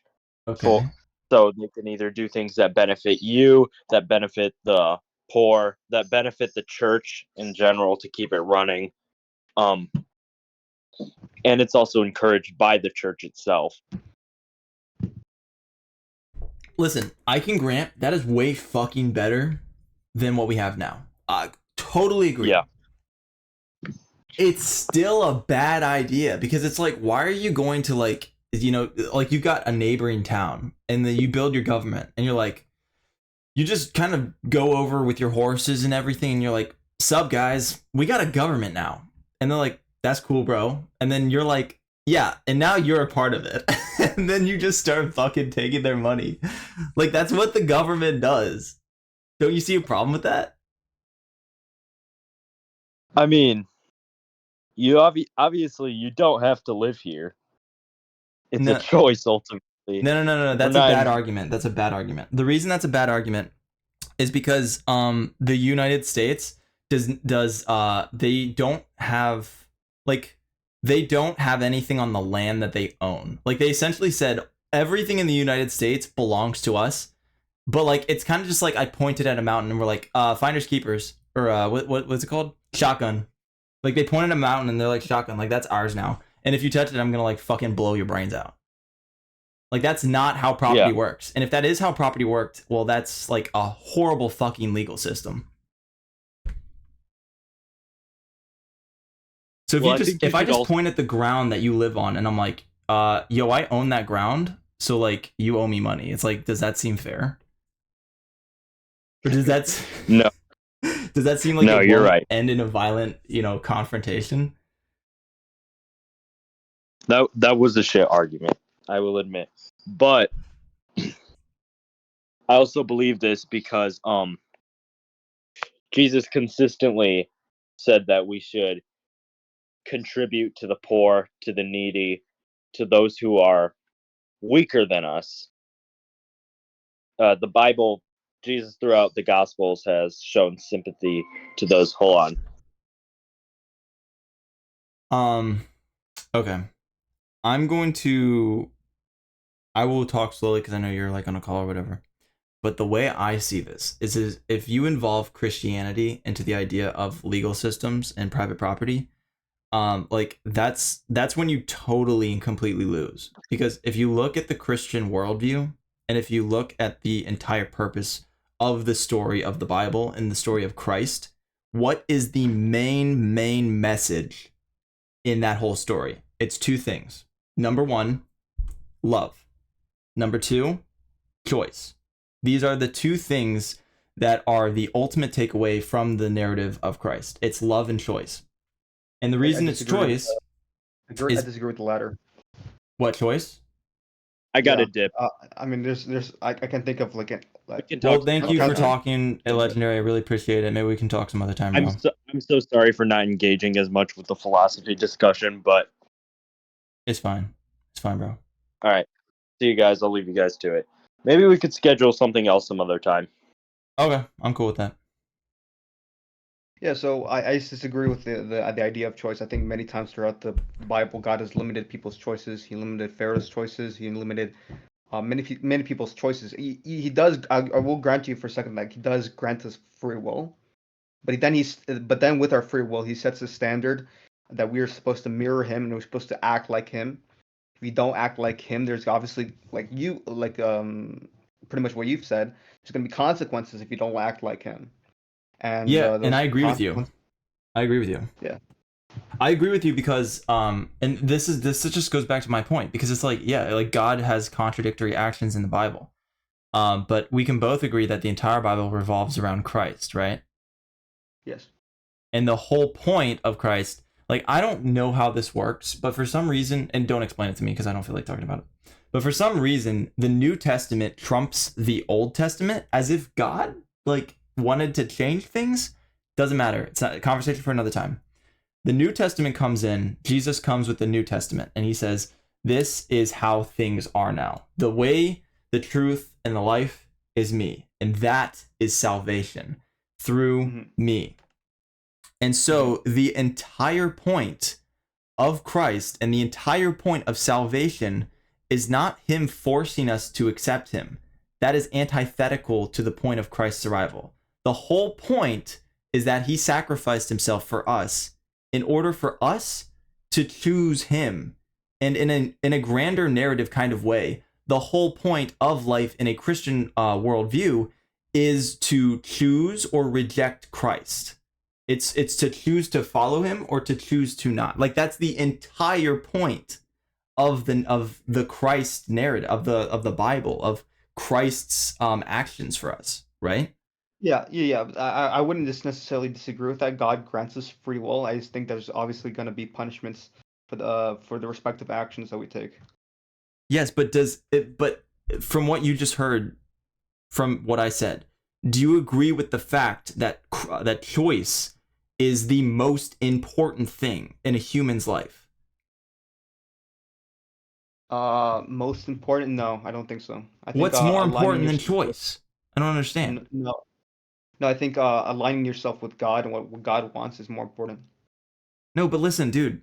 Okay, why did God give us? Did God give us free will, or does he not have the ability to do that? No, he gave us free will. Yes. Why? Why? So that we could choose to do right as opposed to wrong, or to actually have like an opposition in terms of right and wrong. He allows us to have that will, so we can will the bad, or we can will the right, and that is ultimately greater good. Right. That's correct. That's correct. God created us with free will so that we could choose right or wrong. So that we could choose right or wrong. Because if he didn't want us to choose right or wrong, he just would have taken our choice away and said, you will believe in Jesus. But no, he didn't do that. He said that we have a choice. And that's why it's fundamental to the Bible. The whole Bible story and the fundamental point of Christ in humans' lives is that we have the choice to sin or to not sin, to follow Christ or to not follow Christ. That's kind of the entire point of our existence in a Christian worldview. Well, I still disagree. Just because he grants us How do you free disagree will, with that? because I don't think that because there are ultimately two ends to that, right? So you could either choose to follow him or not follow him. If you choose not to follow him, you're not doing what is good, right? You would agree with me that not following God is what the Christian worldview would be considered as bad, right? Yes. Right. Correct. So you can misuse free will. There's a misuse of free will. You see. So, okay, let me walk you through it. Did God arbitrarily create free will, or did he create free will with a purpose? He created free will with a purpose. And then you said after that the reason he created free will with a purpose was so that we could choose good or bad. Yes. Okay, then there you go. That's the answer. God created humans to choose good or bad. He wanted us to have the choice. He wanted us to have the choice to choose good or bad. Yeah, that is the I still answer. would consider that as the most essential aspect to humanity. The whole essential aspect of humanity is to glorify God. That is why he's giving us a choice to glorify God as opposed to not glorifying God, right? Then if that's the case, why didn't he just create us to do that? Because it's not as great to glorify God without As to choose to being able to glorify him, not right? glorify God. It's greater for us to choose to glorify God than him to create us to not choose to glorify God, right? Yes. Exactly. So the ultimate purpose of humanity through a biblical and Christological lens is to choose to glorify God. Yes, sure. And so the fundamental point there is that we have choice. And you could say the whole point of evil and the whole point... That only relates to humanity, by the way. I would say, I mean, obviously, there are even more transcendent goods in that, but yeah, go ahead. All right, just give me 1 sec. I have to change my earbuds.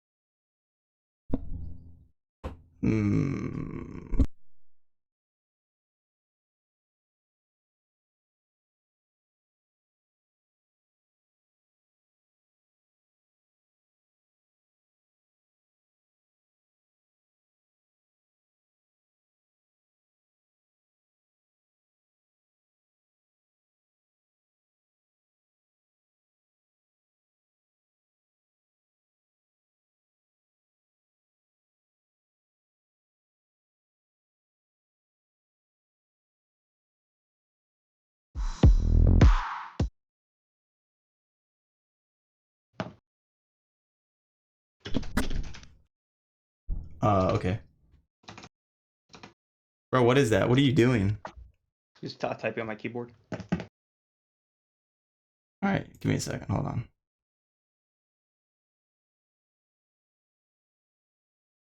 Wait, does my voice sound awful? It's okay.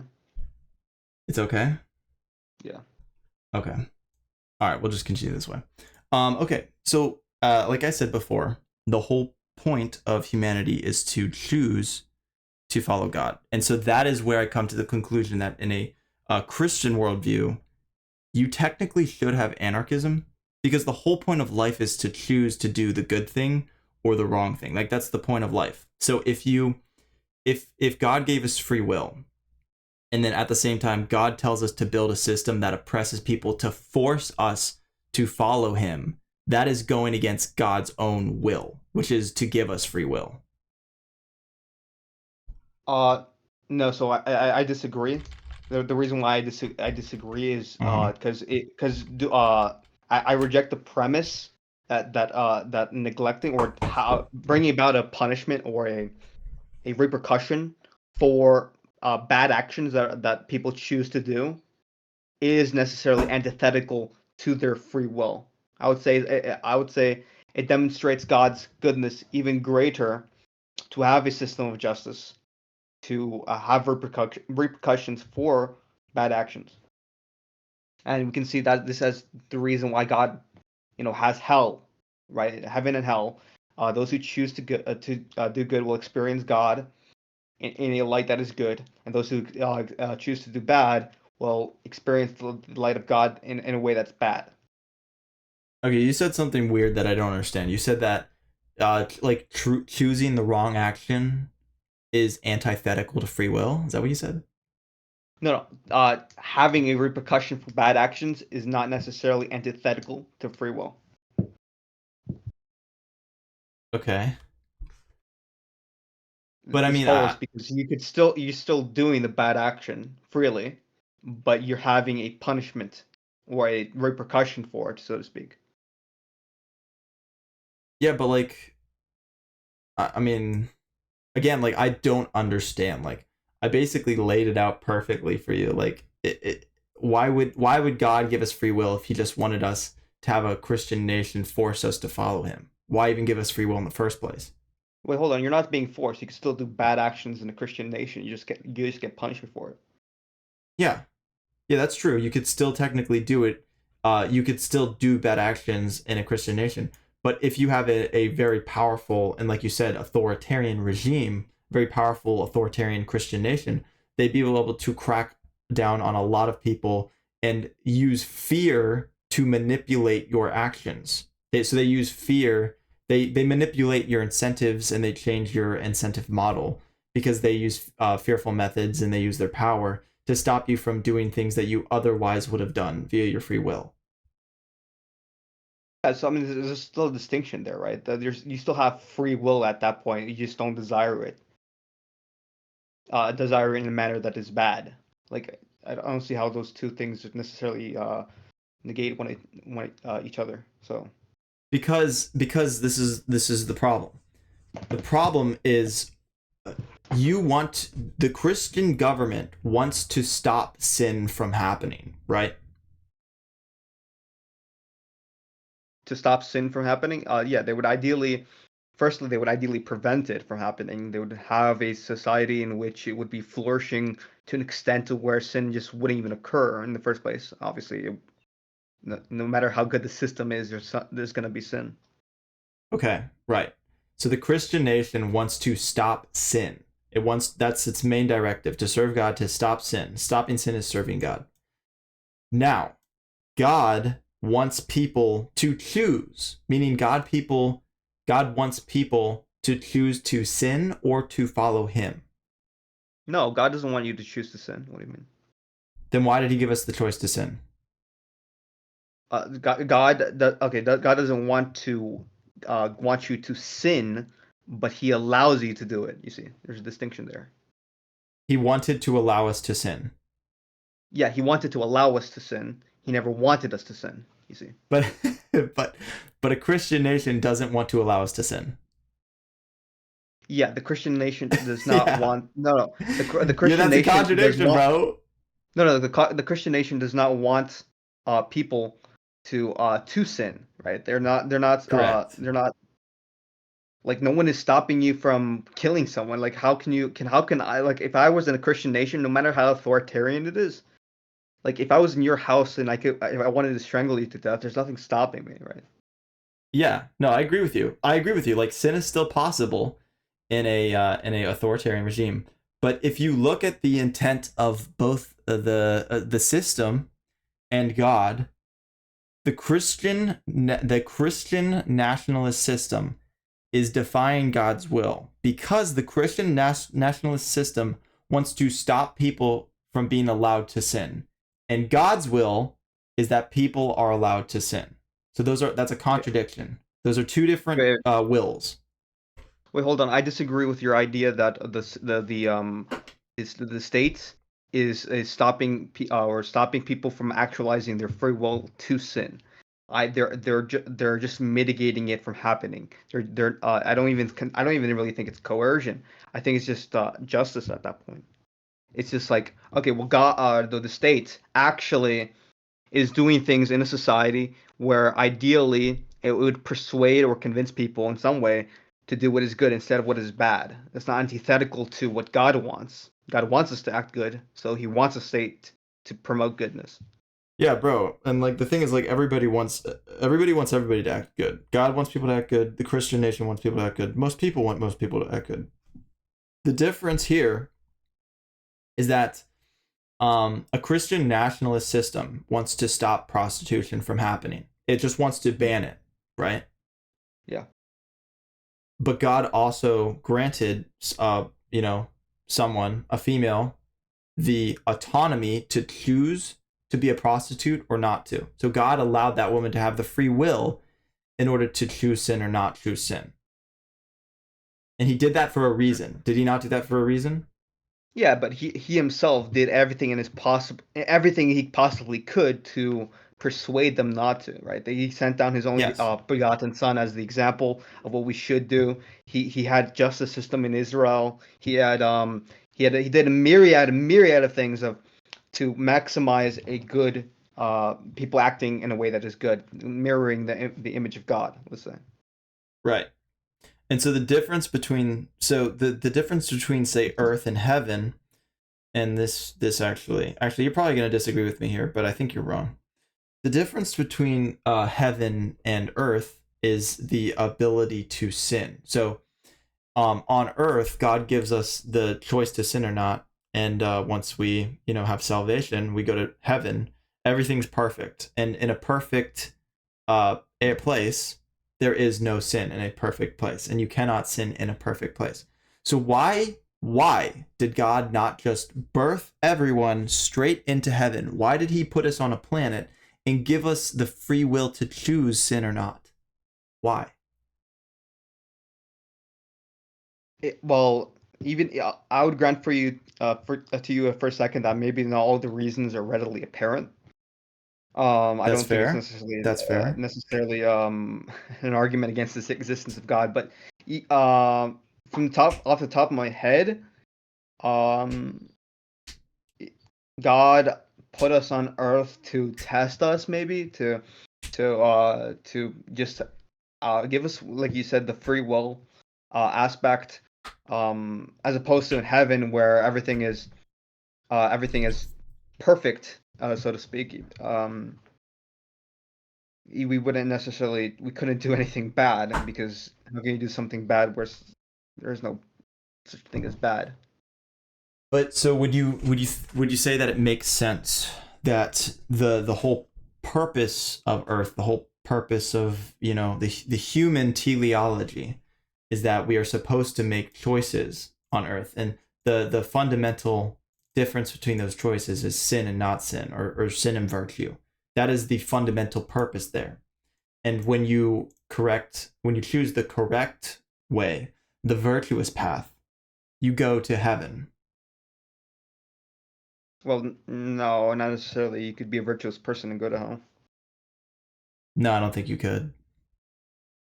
I mean, even the most virtuous prophets in the Old Testament, they went to Abraham's bosom. So Yeah. I'm not without talking Christ, you about. can't I'm go to not heaven. talking about like materialistic virtue.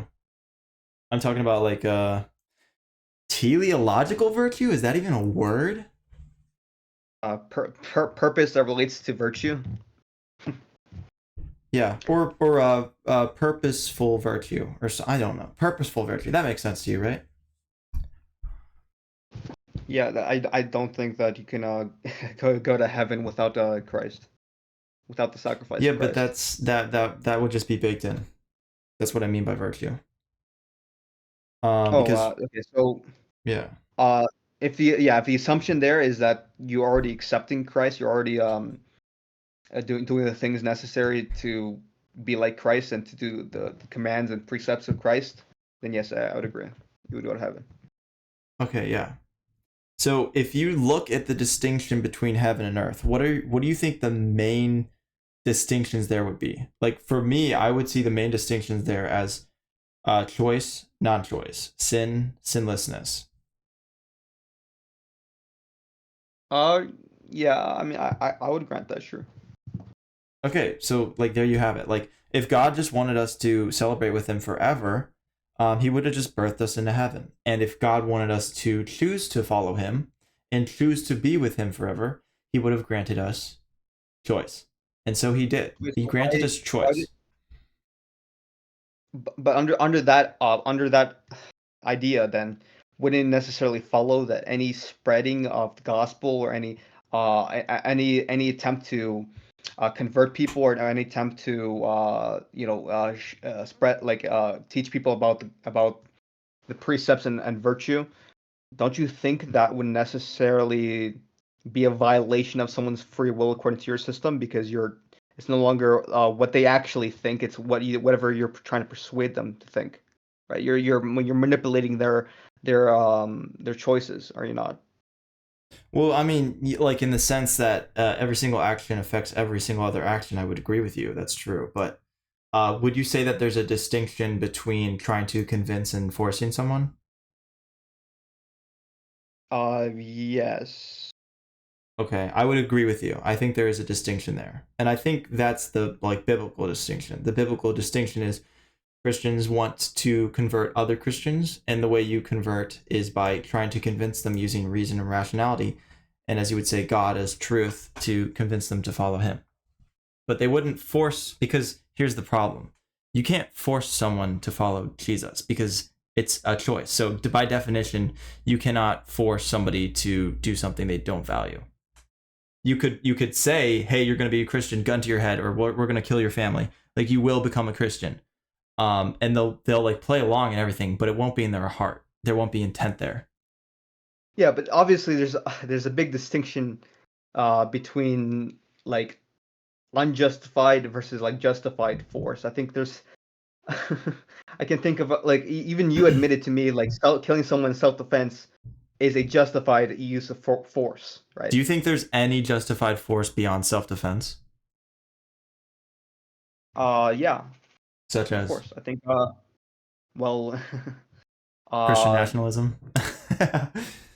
yeah, I think to promote virtue, I think that would be an practical application of force. Okay. I think Okay, it's okay, completely okay. arbitrary otherwise. Let's ground this. Let's ground this. I want you to give me an example of, let's take me and you. Let's say you're a Christian nationalist and I'm not. Mhm. You are suggesting that by using force you can make me a more virtuous person? Yes, if it's justified, of course. Well, it would be justified because you want me to ascribe and follow the laws of God. What would be wait? I don't understand the question. So, like, if we were like doing our own thing, and I don't know, like, what's a sin? If I was like scrolling on Instagram and looking at hot babes and liking their pages, and then you're like, hey, stop doing that, or I'm gonna punch you in the face. You're fucking That would smug be face. unjustified. Why? You're stopping me Because from sinning. yeah, because I'm not a part of the state, so I cannot if it's not a crime or a and I'm not a part of the state, so I couldn't force you to do that. Like Who so gives a there's fuck? You don't get your authority from the state, you get your authority from God. So who gives a fuck about the state? yeah, but the authority granted me from the state is granted also from God. So it goes from God to the state to the person, right? Exactly. So God grants you the same authority as he does the state. If he doesn't, I can absolutely punch you. Yeah. Well, okay, well, so That's why wait, that's are why you Moses stoned him. That's why wait, Moses stoned him on Sabbath, breaking Sabbath. um okay, but the point I'm trying to make here is that I am a sinner and I'm sinning, and you are going to stop me from sinning using violence. That would be an example of justified force, right? But you said no. Yeah, because I'm not an authority. I cannot inflict justice. It would be unjust for me to inflict justice. Well, so I don't understand, like, who would be an authority, and don't say the state because that's a collective body, and that doesn't make any. You're gonna sound like a leftist or a communist if you say the state. You have to say specific people in power or something like that. Okay, let's just say hypothetically, just to engage with this. Like what Paul says, the emperor or the leader.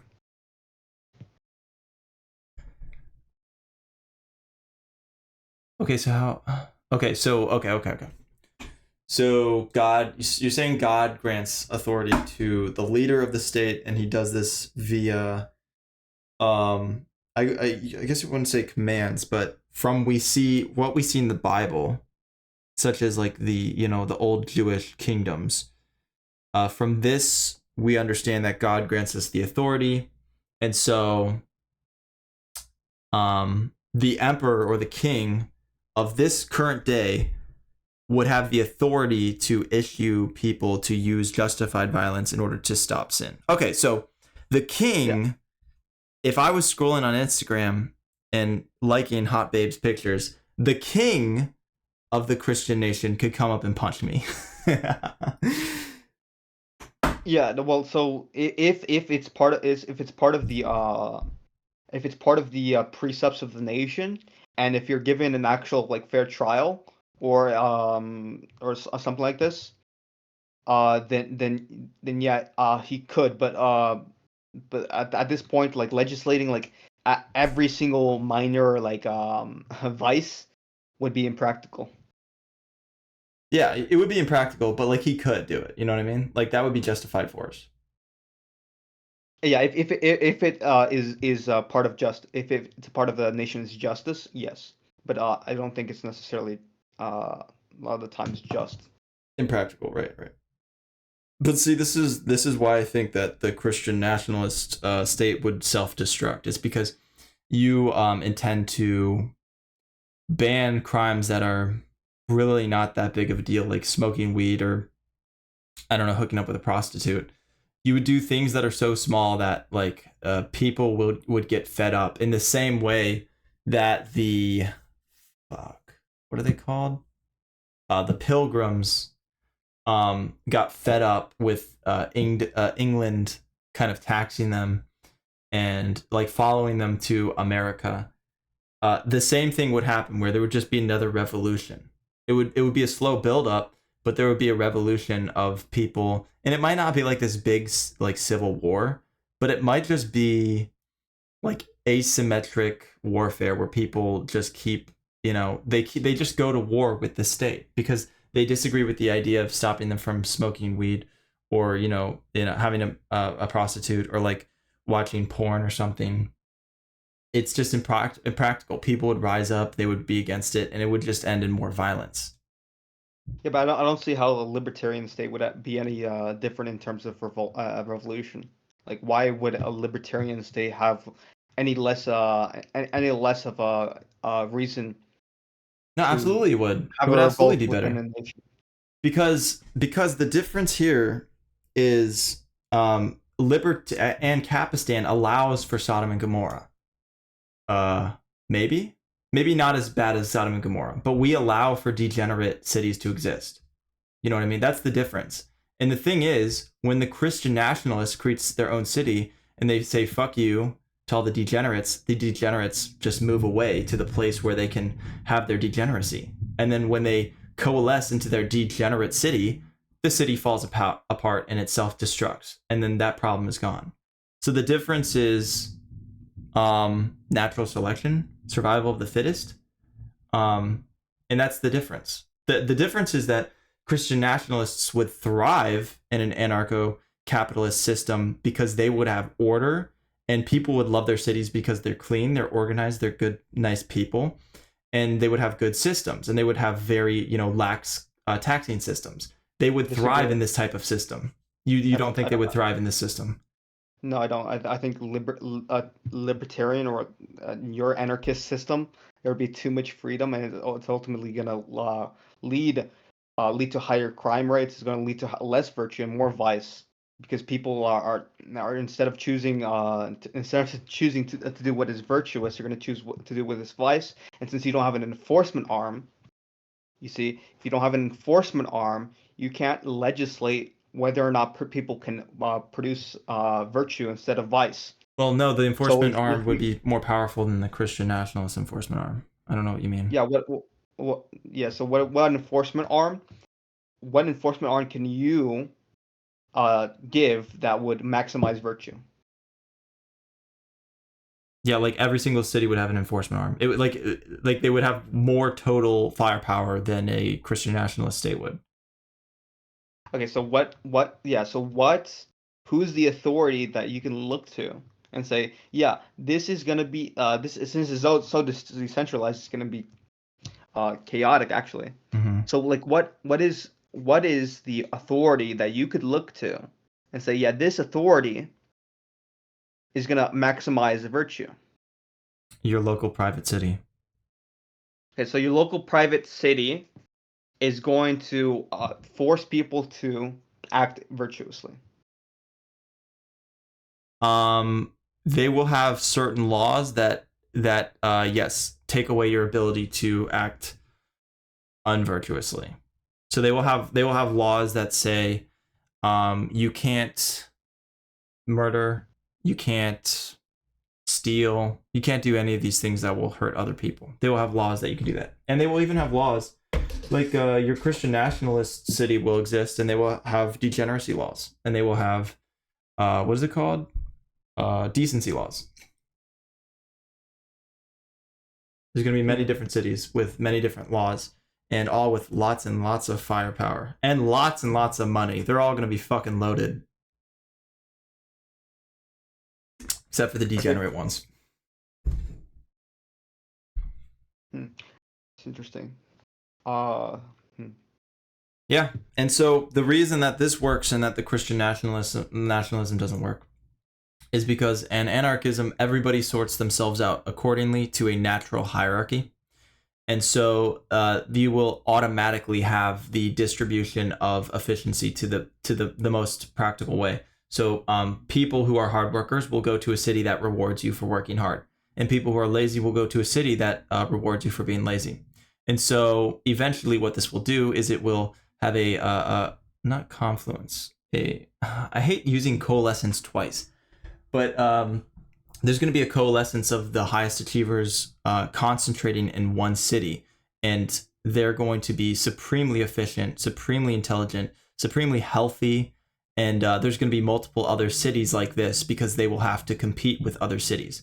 And the degenerate cities will eventually, very quickly, self-destruct. Because in the same way that New York and California are pieces of shit that are hanging on by threads because of the U.S. government, the degenerate cities will have nothing to fall back on because they have no means of providing for themselves because they have a bunch of lazy, pathetic workers that only ask for more money, and they don't have the strong workers who contribute to a society that rewards them for being virtuous. Okay. So how do you make sure that every single, let's call it decentralized hierarchy, presumably that would be an accurate representation of what you're saying here. Wait, repeat the question. You would have a decentralized hierarchies. Yes. Yeah. Well, they'd be natural. It'd just be a natural hierarchy. And they would be. How would these hierarchies be formed? Well, so there'd be so hierarchies naturally form in society. Like you don't need a state or anything to create hierarchies. If you go to your local public school, I would not advise. You will see that the kids are all sorted in natural hierarchies of their own. You're going to have kids who are attractive, who are at the top of the attraction hierarchies. You're going to have athletic kids who are at the top of athlete hierarchies. You're going to have smart kids who are at the top of their smart hierarchies. And if you look at the tops of every single hierarchy, sometimes these people actually interact with each other as the peak for their hierarchies, because as leaders, as they're placed into like leadership statuses, they will have a sort of natural authority over the people who, what is the word I'm looking for? Who admire them and want to be like them, because they are virtuous and they're strong and they're capable in their own specific field. And in the same way that children naturally put themselves into natural hierarchies, society, as it grows and becomes stronger, adults also put themselves in natural hierarchies. You have people who are very charismatic, very good at speaking, and they often become very popular. And if you just keep building with this, you can see how communities form into natural hierarchies, and then how cities form into natural hierarchies based on competency. So in an anarchist framework, hierarchies are formed based on nothing non-organic. So it's all competency hierarchies. So it's not democratic at all. It's like super democratic. Here's where I would make the distinction. There's market democracy and there's political democracy. A political vote is extremely fucking what's the word I want to look for? It's extremely fucking reckless. Versus a market democracy where $1 has many rippling effects of votes. If you purchase one product, you have a massive rippling effect on the entire market just on that $1 spent, because the companies and the manufacturing that work together to create that product will have a positive reinforcement that this is something the consumer wants. And so when you vote with your money, you have billions of like variables all coming together. But when you go to political democracy, the difference is that your one vote is it's like it's basically put into an umbrella camp, and it's not interacting with millions of different systems. It's not interacting with the entire market. It's only going towards building towards one of two candidates, normally Republican or Democratic. And most of those votes are going to be wasted and not mean anything, because the only thing that matters in a Democratic vote is who has bigger numbers. But in a market democracy, no matter how small your vote is, even 1 penny will have a rippling effect throughout the entire system. So it's far less reckless and far more accurate compared to a political democracy. Yeah, so how are you going to make sure that each decentralized hierarchy is doing what is ultimately good? Well, this is why I don't practice deontology, because I don't believe in the good. But here's what I will tell you. In a decentralized market system, what will happen is what people value to happen, because there won't be any manipulations in the market to force them to change their incentives.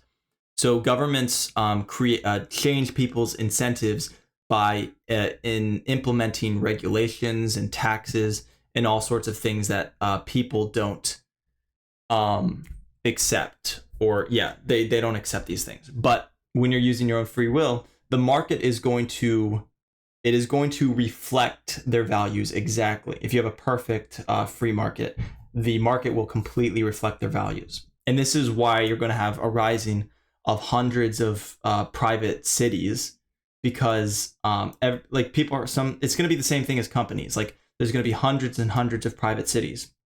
And the cities that are going to be the most powerful are going to be the ones that attract the people who are competent. And so those are going to like have it's not delirious effects, but they're going to have like effects that kind of exponential effects that will, make them rise to power.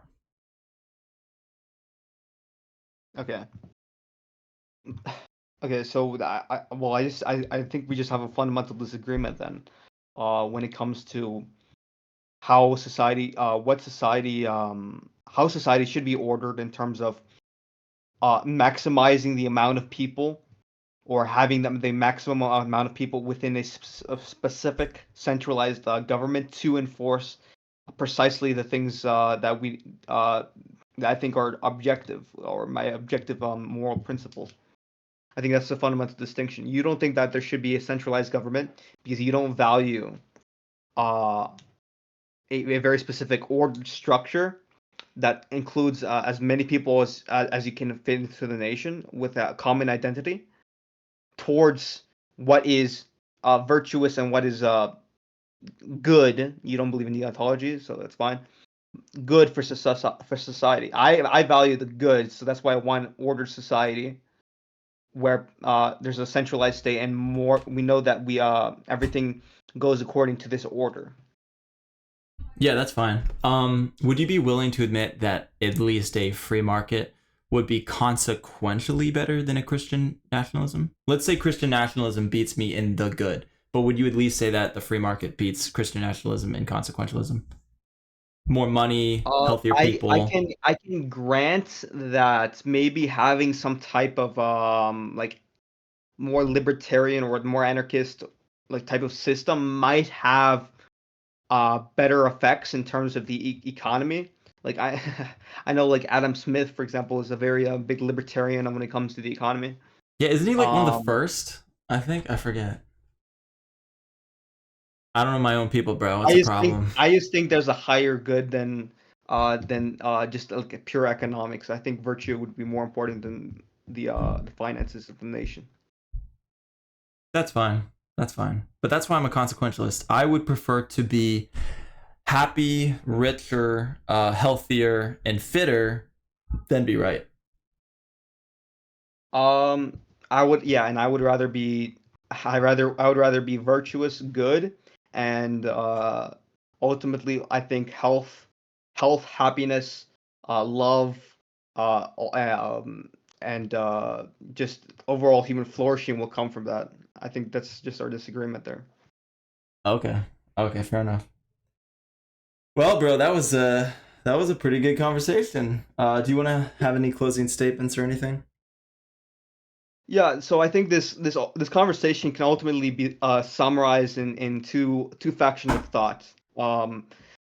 We already discussed the presuppositions that we had at the beginning of the debate, which I think is even more important than having a normative discussion.